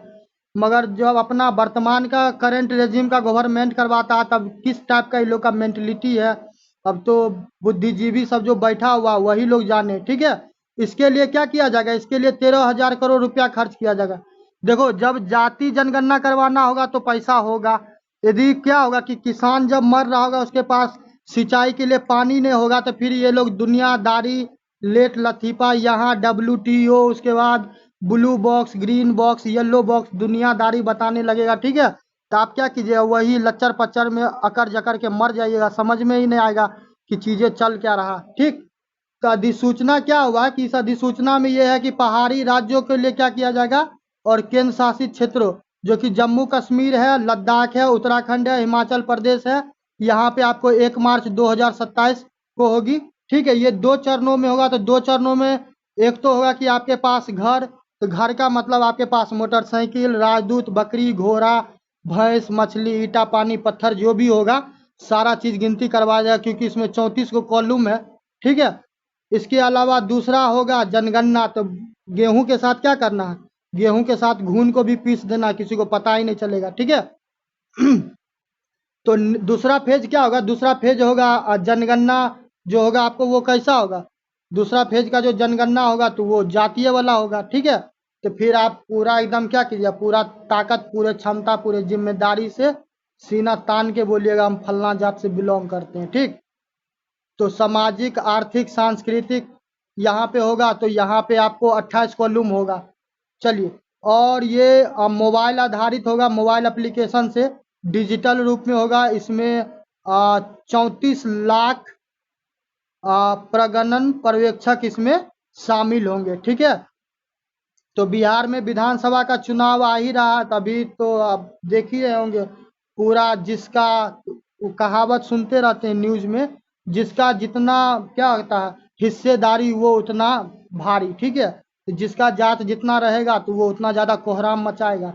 तो फिर ऐसे करके क्या होगा, पूरा बिहार आपको डेवलप करेगा। तो 2025 में कुल जनसंख्या की बात कीजिएगा तो 1.46 करोड़। तो भारत हाल फिलहाल में क्या हुआ था कि चाइना को सरपास करके हम लोग क्या हो गए हैं, विश्व के सबसे बड़ा जनसंख्या वाले देश बन गए हैं, ठीक है। तो विश्व में सर्वाधिक जनसंख्या वाला देश का बात करेगा तब भारत का नाम लीजिएगा। ये UNFPA के द्वारा लाया गया, ठीक है। और इसमें दी रियल फर्टिलिटी क्राइसिस बताया गया। तो ये क्या है कि भारत के बारे में ये बोला गया है कि जो 36% जो गर्भ धारण किया जाता है, तो जो 36% गर्भ धारण किया जाता है वो आपको अनचाहे है, यानी कि वहाँ पे आपको क्या होता है, इच्छा नहीं होता है, मगर वहाँ पे क्या होता है, गर्भ धारण हो जाता है, ठीक है। मात्र 30% लोग ऐसा है जो इच्छा से गर्भ धारण करते हैं, ठीक।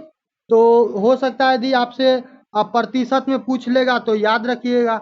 उसके अलावा भारत की TFR को देखिए, टोटल फर्टिलिटी रेट, यानी कि कुल प्रजनन दर का। तो भारत में 1.9 है प्रति महिला, ठीक है। विस्थापन दर की बात कीजिए तो विस्थापन यानी कि मृत्यु का दीजिए, तो मृत्यु दर 2.1 से नीचे है, ठीक है। जन्म दर में कमी आया है। तो आजकल बच्चा क्या हो रहा है कि बच्चा का जन्म कम हो रहा है भारत में, ठीक है। 24% ऐसे लोग हैं जो 0 से 14 वर्ष के हैं। 68% ऐसे लोग हैं भारत में जो 15 से 64 वर्ष के हैं जो कामकाजी हैं, 7% लोग 65 प्लस वर्ष के हैं, और 17% ऐसे लोग हैं जो 10 से 19 वर्ष के हैं, और 26% लोग ऐसे हैं जो 10 से 24 वर्ष के लोग हैं। ठीक है, ये सारा चीज आप लोग डाटा याद रखिएगा, तो आपको पूछा जाएगा। ठीक है, और जीवन प्रत्याशा की बात कीजिएगा तो expectancy of life at birth तो 71 वर्ष पुरुष का है और 74 वर्ष महिला का। ठीक है, 40 वर्षों में गिरावट देखा गया है। ठीक, नेक्स्ट आते हैं, देखो ये सारा वही है।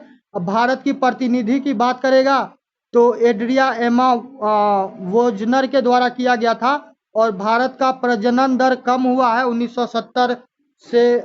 यदि डाटा को देखेगा, पहले प्रति महिला 5 बच्चे जन्म देती थी, अब क्या हुआ कि अब प्रति महिला 2 बच्चे को जन्म देती है। ठीक है, तो ये औसत निकाला गया था, आपको आपसे औसत पूछा जा सकता है, तो औसत याद रखिएगा। ठीक है, नेक्स्ट आते हैं रेपो दर।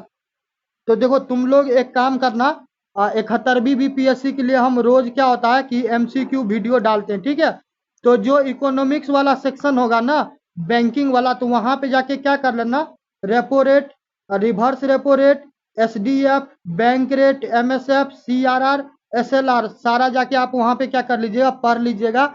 एमसीक्यू में हम बताए हैं तो आपको क्या होगा कि समझ में भी आ जाएगा। ठीक है, और इकोनॉमिक वाला आपका सेक्शन हो जाएगा। हम यहाँ पे आपको रेट बताते हैं। आप 71वीं बीपीएससी के लिए हम क्या किए हैं, 3 मंथ प्लान वाला वीडियो डाले हैं। ठीक है, उसमें आप जाइएगा और जो बैंकिंग से जुड़ा हुआ वीडियो होगा ना, आप वहां पे कर लीजिएगा। ठीक है, तो या आरबीआई से, तो वहां पे आपको ये सारा चीज को हम एक्सप्लेन किए, तो आप वहां से कर लीजिएगा। ठीक, जीडीपी वगैरह के बारे में भी हम सारा बताए हुए हैं, डब्ल्यूपीआई, सीपीआई, एनएसओ, सारा चीज करवाए। ठीक, तो रेपो दर का बात करेगा तो देखो रेपो दर एक्चुअली क्या होता है कि बैंक जो है ना, जैसे मान चलो कि एसबीआई है। ठीक है, तो जो स्टेट बैंक है उसके पास मान चलो कि अभी पैसा नहीं है, तो वो किसके पास जाएगा, बैंकों का बैंक कौन है, आरबीआई। तो आरबीआई को बोलेगा भाई साहब हमको कर्जा दीजिए। ठीक है, तो वो क्या करेगा, उसको कर्जा देगा। तो कर्जा देगा तो बदले में क्या होगा कि बदले में वो भी तो क्या करेगा, वो भी तो उससे कुछ फायदा होगा। यहाँ पे दान पुण्य करने के लिए कोई नहीं बैठा। ठीक है, बैंक का काम है पैसा छापना, तो वो क्या करेगा, आपसे टैक्स लेगा तभी तो वो कर पाएगा। ठीक, तो रेपो दर में क्या कर दिया गया, 0.50% की गिरावट रहेगा बैंक दर में, और एमएसएफ दर में भी, और इसके अलावा जो अस्थाई जमा सुविधा दर है उसमें भी घटा किया गया। देखो रेपो रेट के बारे में बता दिए। देखो रिवर्स रेपो रेट है, तो कई बार क्या होता है कि जो आरबीआई है, तो आरबीआई देखता रहता है। ठीक है, देखता रहता है कि बाजार में ज्यादा पैसा आ गया है, ज्यादा महंगाई आ गया है, तो आपके पास अंधा पैसा रहेगा तो क्या कीजिएगा, जो मन होगा जिधर मन होगा उधर फूकिएगा, और जब पैसे नहीं रहेगा तो क्या होगा, तब कुछ खरीदिएगा नहीं। तो आरबीआई क्या करता है कि जितना बैंक है उसको कहता है भाई तू इक्विटी मेरे से खरीद, तू यदि 100 रुपया हमको देगा तो तुमको हम 125 रुपया देंगे। तब स्वाभाविक है, बैंक का तो काम पैसा छापना, तू गया इक्विटी खरीद लिया। ऐसे कर करके क्या होता है कि पूरा बाजार का पैसा सोख लेता है, तो ना बाजार में पैसा रहेगा, ना आपके पॉकेट में पैसा रहेगा, ना आप दम भर फूकिएगा, और ना ही महंगाई आएगा। समझ गए, तो ऐसे करके सारा चीज हम करवाए हुए हैं। तो रेट देख लीजिए, रिवर्स रेपो रेट 3.35% है, एसडीएफ 5.25 है, बैंक रेट है 5.75%, एमएसएफ का बात करें 5.75, सीआरआर है 4.00%, एसएलआर की बात करेगा 18.0%। इसके अलावा जीडीपी में बोला गया वृद्धि होगा आरबीआई के द्वारा। ठीक है, अनुमान लगाया 6.5%। देखो जब से ये पगलापुर आया है, 20 जनवरी को शपथ लिया है डोनाल्ड ट्रंप, तो दुनिया का तैसी की तैसी करिए दिया। ये चाइना पे 125% टैरिफ लगाया। ठीक है, चाइना पे कितना लगाया, 125% टैरिफ। 125% नहीं, 145% लगा, यानी कि कोई सामान 100 रुपया का है तब वो कितना हो जाएगा, 245 रुपया का होगा। तो चाइना भी चुप कहाँ था, चाइना भी 125% टैक्स लगा दिया। ठीक है, तो ये पूरा दुनिया के स्थिति को डमाडोल अकेले करवाया हुआ है। समझ गए, तो भारत का भी स्थिति डमाडोल लगा, हमारा भी जो निफ्टी है, बीएससी है, ठीक है, उसका भी स्थिति डमाडोल है। तो हम लोग भी उससे क्या होगा कि उसका प्रभाव हम लोग को भी पड़ेगा। तो भारत के वृद्धि दर को घटाया गया, विश्व बैंक के द्वारा हो, आईएमएफ के द्वारा हो। ठीक है, तो चलिए, एनएसओ के द्वारा क्या बोला गया, 6.5% से वृद्धि होगा जीडीपी। ठीक है, इसके अलावा डब्ल्यूबी पश्चिम बंगाल मत समझिएगा, ये वर्ल्ड बैंक है। ठीक है, तो वर्ल्ड बैंक के द्वारा बोला गया 6.3%। तो आशा करके रखिए कि 6% से भारत का वृद्धि होगा। समझ गए। नेक्स्ट आते हैं 2024-2025 में देश में कृषिगत उत्पादन। तो कृषि मंत्रालय के द्वारा आपको क्या किया जाता है कि अग्रिम अनुमान लगाया जाता है। ठीक है, ये 28 मई 2025 को लाया गया। ठीक, और 10 मार्च 2025 को क्या होता है कि आपको केवल खरीफ और रबी के लिए लाया गया। कुल जायद की बात कीजिएगा तो जायद के साथ आपको खरीफ और रबी भी आया। ठीक है, कुल की बात कीजिएगा तो 35,39,59 लाख मीट्रिक टन, और 2023-2024 की बात कीजिए 33,22,98 लाख टन। तो ये पूरा अग्रिम रिपोर्ट है। ठीक है, इसमें बहुत सारा फसल उसल है तो उसका भी हम नाम दिए हैं। तुम्हारा काम होगा कि भाई जो रबी का फसल होता है या फिर जो खरीफ का फसल होता है उसको याद रखना, क्योंकि ज्योग्राफी के नाम पे तुमसे पूछेगा। ठीक है, पूछ देगा सरसों रबी में आएगा, खरीफ में आएगा, धान गेहूं मकई रबी में आएगा, खरीफ में आएगा चना। ठीक है, तो याद रखना। 2024-25 की बात करेगा तो प्रमुख कृषि उत्पाद तीसरे अग्रिम में देख लो। कुल खाद्यान्न का बात करेगा तो 35,39,59 लाख मीट्रिक टन। ठीक है, चावल की बात कीजिए 1490,74 लाख टन में है सारा, तो आप लोग देखते रहिएगा। गेहूं 1775,07, मक्का 422,81। और श्री अन्न, देखो श्री अन्न क्या है कि जो न्यूट्रिएंट जो पौष्टिक रहता है ना, क्या कहते हो, खाद्यान्न, तो वो श्री अन्न में आता। ठीक है, इसके अलावा सोयाबीन को देख लो, श्री अन्न 180.15, सोयाबीन 151.80। ये सारा सारा किस में है, और देखो सोयाबीन लाख मेट्रिक टन में। ठीक है, तो ये देख लेना। इसके अलावा रेपसीड की बात करेगा और सरसों तो 126.06 लाख टन, 6 लाख। ठीक है, अब मूंगफली की बात करेगा 118.96 लाख मीट्रिक टन। गन्ना की बात करेगा तो गन्ना से एक चीज हम बताते हैं, जो बिहार है ना, तो बिहार में बजट आया हुआ था। ठीक है, तो उसमें हम ऑलरेडी पढ़ाए थे, एक बार और बताते हैं। जो समस्तीपुर है तो समस्तीपुर में आपको गन्ना रिसर्च इंस्टीट्यूट लगाया जाएगा, शुगर केन रिसर्च इंस्टीट्यूट। ठीक है, तो आप उसको याद रखिएगा। और इसके अलावा आपका दायित्व ये बनता है कि जो गन्ना होता है जिसको इक कहते हैं, शुगर केन कहते हैं, तो उसको उपजाने के लिए कैसा मिट्टी चाहिए, कितना टेम्परेचर चाहिए, इरिगेशन की आवश्यकता है या नहीं है। ठीक है, ये सारा चीज आप लोग पढ़िएगा, क्योंकि सवाल पूछा जाता है, मेंस में होगा तो आपसे पूछा जाएगा। ठीक है, तो ये चीज आप कर लीजिएगा। कपास की बात कीजिएगा तो कपास 306.92 लाख गांठे है। देखो एक गांठ जो होता है ना, जैसे कि यदि ग्रामीण क्षेत्र में रहा होगा या कभी जाने का मौका मिलेगा तो आप देखिएगा कि जो गन्ना का कटिंग होता है तो उसको क्या किया जाता है, बांधा जाता है। ठीक है, 10 गन्ना 20 गन्ना 50 गन्ना को बांध दिया जाता है, फिर उसको उठा उठा के क्या करता है कि जो भी वाहन रहता है उस पर डालता है। ठीक है, तो जो प्रत्येक गांठ होगा ना, तो एक गांठ आपको 170 किलोग्राम का गांठ होगा। ठीक, तो आप देख लीजिए यहाँ पे कितने गांठे हैं, 306.92 लाख गांठे। ठीक है, तो आप अंदाजा लगा सकते हैं कि कितना गन्ना होगा। चलिए नेक्स्ट आते हैं। ये कपास के लिए था। ठीक है, थोड़ा करेक्ट कर लो, ये कपास के लिए था। नेक्स्ट आते हैं जूट। तो जूट में भी गांठे है कितना, एक गांठ कितना का है, 180 किलोग्राम का। ठीक है, 84.33। 2023 2024 और 2024-25 देखो भाई, इसमें ना बहुत सारा फसल है, बहुत सारा। ठीक है, हम पीडीएफ तुम लोग को प्रोवाइड करवा देंगे, तुम लोग एक एक डाटा देख लेना। जैसे कि खरीफ है, रबी है, जायद है, चाहे चावल के लिए हो, गेहूं के लिए, मक्का, मेज, जो जावर, ज्वार, बाजरा, रागी, छोटे मंडवे। ठीक है, इसके अलावा जो अनाज है। ठीक है, ये सारा भाई साहब आप क्या कीजिए, आप बैठ के पढ़िएगा, आपको हम पीडीएफ दे देते हैं। ठीक है, क्योंकि देखो भाई ये डाटा या बोलना पड़ेगा हमको, ये डाटा तुमको याद नहीं रखना, तुम्हारा काम यही रहेगा, जो रबी में फसल आता सो और जो खरीफ में आता सो, तो लिख लेना और पढ़ लेना। ठीक है, इसमें देखो पढ़ाने वाला कोई चीज है नहीं, ये तुम एक बार देख लेना। ठीक, डाटा तुमको याद करना नहीं, तो इसलिए हम बोल रहे हैं पीडीएफ देंगे तो उसमें कर लेना। ठीक, नेक्स्ट आते हैं किसान क्रेडिट कार्ड। तो किसान क्रेडिट कार्ड का बात करेगा तो जो भी छोटे कृषक हैं तो उनको ऋण दिया जाएगा, ठीक है। तो उसमें क्या होगा कि ऋण देंगे तो उनको सहायता होगा। 2025-26 के लिए ये लागू किया गया है। जो ब्याज है तो उसमें संशोधन किया गया है, ठीक है। और आपको छूट मिलेगा। निधि व्यवस्था में क्या हुआ कि जो अध्यक्षता किया गया है प्रधानमंत्री नरेंद्र मोदी जी के द्वारा, ठीक है।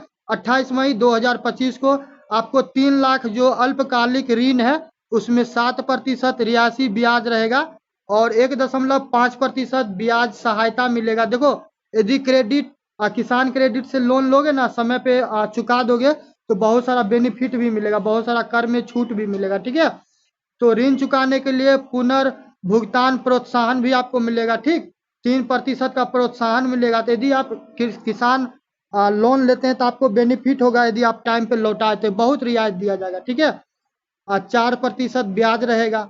पशुपालन और मत्स्य पालन यदि करते हैं तो उसके लिए भी पैसा दिया गया, ठीक है। 2 लाख आपको मिलेगा, तो इससे आप कर सकते हैं। 7.71 करोड़ किसानों को केसीसी के द्वारा मदद मिला। तो देखिए, इतना हमारे किसान बंधु हैं उनको क्या हुआ है, लाभ मिला, ठीक है। और कृषि एवं कल्याण मंत्रालय के द्वारा ये चीज किया जा रहा है। 2014 में आप देखेंगे तो 4.26 लाख करोड़ को मिला था और वही ये 2014 का बोले थे, ठीक है। और 2024 में देखिएगा तो 10.5 लाख करोड़ लोगों को ऋण मिला है, ठीक है। तो ये बहुत अच्छा चीज है। नेक्स्ट आते हैं जियो पेमेंट। तो आप लोग रिलायंस का नाम सुने होंगे, अंबानी साहब का। तो उनका एक जियो पेमेंट बैंक है, जैसे कि गूगल पे है, फोन पे है, ठीक है। ऐसा ऐसा नाम सुना है ना। तो बैंक भी है, जियो पेमेंट बैंक है, एयरटेल पेमेंट बैंक है, फिनो पेमेंट बैंक है, जो पोस्ट ऑफिस है तो वो है, ठीक है। तो बहुत ऐसा है। तो क्या किया गया है, जो जियो पेमेंट बैंक है तो उसमें एसबीआई का जो भी साझेदारी था ना, तो वो जियो फाइनेंशियल सर्विसेज के द्वारा खरीद लिया गया, ठीक है। जियो बैंक का इक्विटी आपको 82.12% था और साथ में जेएफएसएल का, ठीक है। और एसबीआई का था 17.8%। देखो, वर्तमान की बात करेगा तो Jio payment, Airtel, India post payment जो डाक डाक ऑफिस है, डाक विभाग वाला है, ठीक है। उसके अलावा फिनो के अलावा एनएसडीएल पेमेंट, तो ठीक है। ये सारा का सारा क्या है, पेमेंट बैंक है। नेक्स्ट आते हैं संयुक्त राष्ट्र संघ के 17 सतत विकास लक्ष्य प्राप्त करने की दिशा में भारत की स्थिति में सुधार हुआ, ठीक है। वीडियो कितना घंटा का हो गया, 2 घंटा का, ठीक।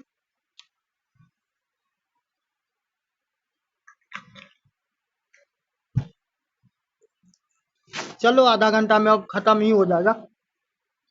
तो संयुक्त राष्ट्र का बात करेगा तो तुम लोग एसडीजी के बारे में पढ़ा होगा। यदि इकोनॉमिक पढ़ा होगा कहीं पे तो इकोनॉमिक में तुमको सस्टेनेबल डेवलपमेंट के बारे में पढ़ाया गया होगा, ठीक है। तो भारत क्या हुआ, पहली बार 100 देशों में शामिल हुआ। तो ये हमारे लिए खुशी का बात है। संयुक्त राष्ट्र के द्वारा रिपोर्ट जारी किया गया जिसमें आपको एसडीजी 17 है। भारत की बात कीजिए तो एसडीआई रिपोर्ट 0 से 100 अंकों तक किया जाता है, जो कि आपको 24 जून 2025 को लाया गया। और भारत का इस बार का स्थान कीजिएगा तो भारत का कितना स्थान आया है, 99, ठीक है। तो बहुत अच्छा। बाकी का ये ऊपर का आप देख लीजिएगा, ठीक है। इसमें एक दो चीज आपको बताते हैं। प्रथम यदि पूछ ले तो प्रथम स्थान पे फिनलैंड है और अंतिम पायदान पे कौन है, सूडान है। बस, अब ज्यादा बचा नहीं है, ठीक है। ये करवा देंगे, इसके बाद ज्यादा कुछ नहीं बता। तो देखो, ये 17 गोल है, तुमको याद करना चाहिए। हम बोलेंगे याद करना, उसके पीछे कारण ये बता रहे हैं। यदि कभी तुमसे मेंस में पूछा जाएगा, चाहे जिस भी राज्य में पीसीएस का एग्जाम दीजिए या फिर यूपीएससी का, यदि आपको प्रॉपर सस्टेनेबल डेवलपमेंट गोल पे बोलेगा तो आपका दायित्व बनता है एक जागरूक छात्र होने के नाते कि आप 17 का 17 गोल बताइए, ठीक है। जिसमें कहता है कि 0 क्या हो, कि गरीबी हो, 0 भुखमरी हो, अच्छा स्वास्थ्य हो, ठीक है। शिक्षा हो गुणवत्तापूर्ण, जेंडर में समानता हो, पानी साफ मिले, स्वच्छता हो, ठीक है। ऊर्जा आपको क्या होता है, ऐसा पैसा कीमत पे मिले कि आप खरीद सकते हैं। काम करने का स्थान अच्छा हो, ठीक है। साथ में आपका आर्थिक विकास हो, वहाँ पे उद्योग हो, उसके बाद क्या हो, इनोवेशन हो, अवसंरचना हो, ठीक है। वहाँ पे असमानता कम किया जाए, ठीक। जो सतत विकास शहर होगा, ठीक है। इसके अलावा जिम्मेदार आप क्या कीजिए, किसी चीज को कंज्यूम कीजिए, climate action, life below water, life on land, piece justice, strong institution, इसके अलावा पार्टनरशिप फॉर गोल। तो ये सारा चीज क्या करना, ये सारा चीज याद रखना, ठीक है। एक चीज और देख लो, जो ये 17 गोल ऐड किया गया, ये 2000 में एक्सेप्ट किया गया हुआ था, और एक मिलेनियम डेवलपमेंट गोल भी आता, ठीक है। तो 2025 तक पूरा करने का लक्ष्य है, तो देखो अब होता है कि नहीं होता, ठीक। चलो, अब थोड़ा सा बच गया कुछ नियुक्तियां, तो अब समाप्ति की ओर ही हम लोग चल रहे हैं। कुछ कुछ नियुक्ति हुई है, तो देख लीजिए। जो IBCA है, तो इंटरनेशनल बिग कैट अलायंस, देखो इंटरनेशनल बिग कैट अलायंस के बारे में थोड़ा सा हम इसलिए बताए हैं, ताकि क्या होगा कि देखो बिहार नहीं, भारत, पूरे भारतवर्ष में लगभग 4 से 5 बाघ अभ्यारण्य है जो कि चर्चा में था, ठीक है। तो हो सकता है आपसे पूछा जाए कि अंतर्राष्ट्रीय स्तर पे कोई ऐसा व्यवस्था है कि नहीं है। इसके अलावा जो हमारे देश के प्रधानमंत्री हैं नरेंद्र मोदी जी का नामीबिया का यात्रा हुआ, नामीबिया के बारे में आप लोग को पता होगा, जो मध्य प्रदेश में कुल्लू नेशनल पार्क है, वहाँ पे जो चीता आया, ठीक है। तो वो वहीं से आया था, ठीक। तो इसलिए बोल रहे हैं कि IBCA के बारे में पढ़िएगा। तो इंटरनेशनल बिग कैट अलायंस पर्यावरण और वन और जलवायु परिवर्तन मंत्रालय के द्वारा क्या किया गया है, बाघ से तेंदुआ, हिम तेंदुआ, चीता, जगुआर, प्यूमा, इस सारे क्या, ये सारे के सारे आपको जो IBC है इसमें शामिल है, और ये एक अंतर्राष्ट्रीय संगठन है, ठीक है। तो जो कुल 29 रेंज देश है ना, जो 29 गो देश है जो इसमें इसका रेंज आता है, तो उसके लिए क्या हुआ, ये पहली बैठक है। और कहाँ पे हुआ, तो नई दिल्ली। नई दिल्ली को याद रखिएगा भाई साहब, 16 जून 2025 को हुआ है, और अध्यक्षता किया गया है हमारे देश के जो माननीय पर्यावरण मंत्रालय है, भूपेंद्र जी। और भूपेंद्र जी से एक चीज और याद रखिएगा, जो जो वन सर्वेक्षण रिपोर्ट हम पढ़वाए हुए थे, मई में या अप्रैल में होगा, तो आप सरकार उसको भी कर लीजिएगा, तो और बेहतर हो जाएगा, ठीक है। अब आते हैं नियुक्तियां, तो कुछ नियुक्तियां हुई है, तो वो देख लीजिए। RBI के डिप्टी गवर्नर T रविशंकर जी, ये 16वें वित्त आयोग के आंशिक सदस्य भी होंगे।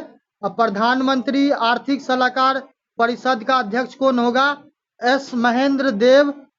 सर्वोच्च न्यायालय में 3 नए न्यायाधीश नियुक्त किए गए हैं, जस्टिस एनवी एनवी अंजारिया।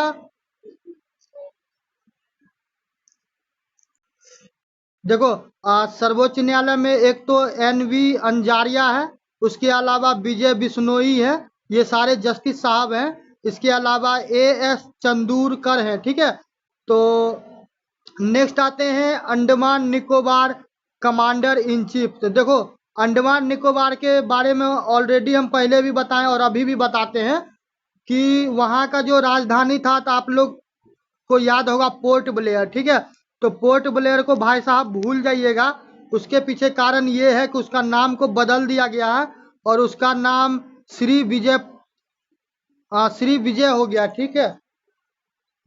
एक second, port Blair new name,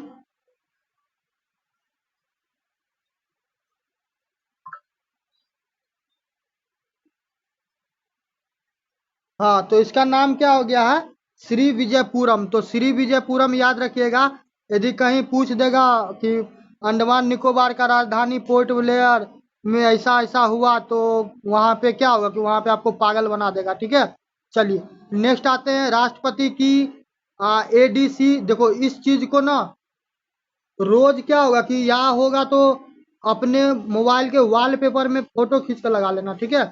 राष्ट्रपति की ADC की पहली महिला, ठीक है। अभी हम बोल रहे हैं, अभी देखो आज कितना तारीख हो गया है, आज तारीख है 14 जून, ठीक है। 14 जुलाई है। आप जब पेपर दे के आइएगा ना, तो आप फिर हमको बताइएगा इस टॉपिक के बारे में, ठीक है। तो ADC की पहली महिला नियुक्त कौन की गई है, लेफ्टिनेंट कमांडर यशस्वी सोलंकी। आप देखिएगा, इस पे सवाल आपको पूछेगा ही पूछेगा, ठीक। नेक्स्ट आते हैं TDP। तो देखो तेलुगु देशम पार्टी जो है, तो उसका अध्यक्ष चंद्रबाबू नायडू जी पुनः नियुक्त हुए हैं। इसके अलावा बिहार में जो RJD है, लालटेन छाप, तो उसका अध्यक्ष कौन चुना गया है, लालू यादव, ठीक है। इसके अलावा 4 वर्ष के बाद क्या हुआ है कि 4 वर्ष के बाद उत्तर कोरिया में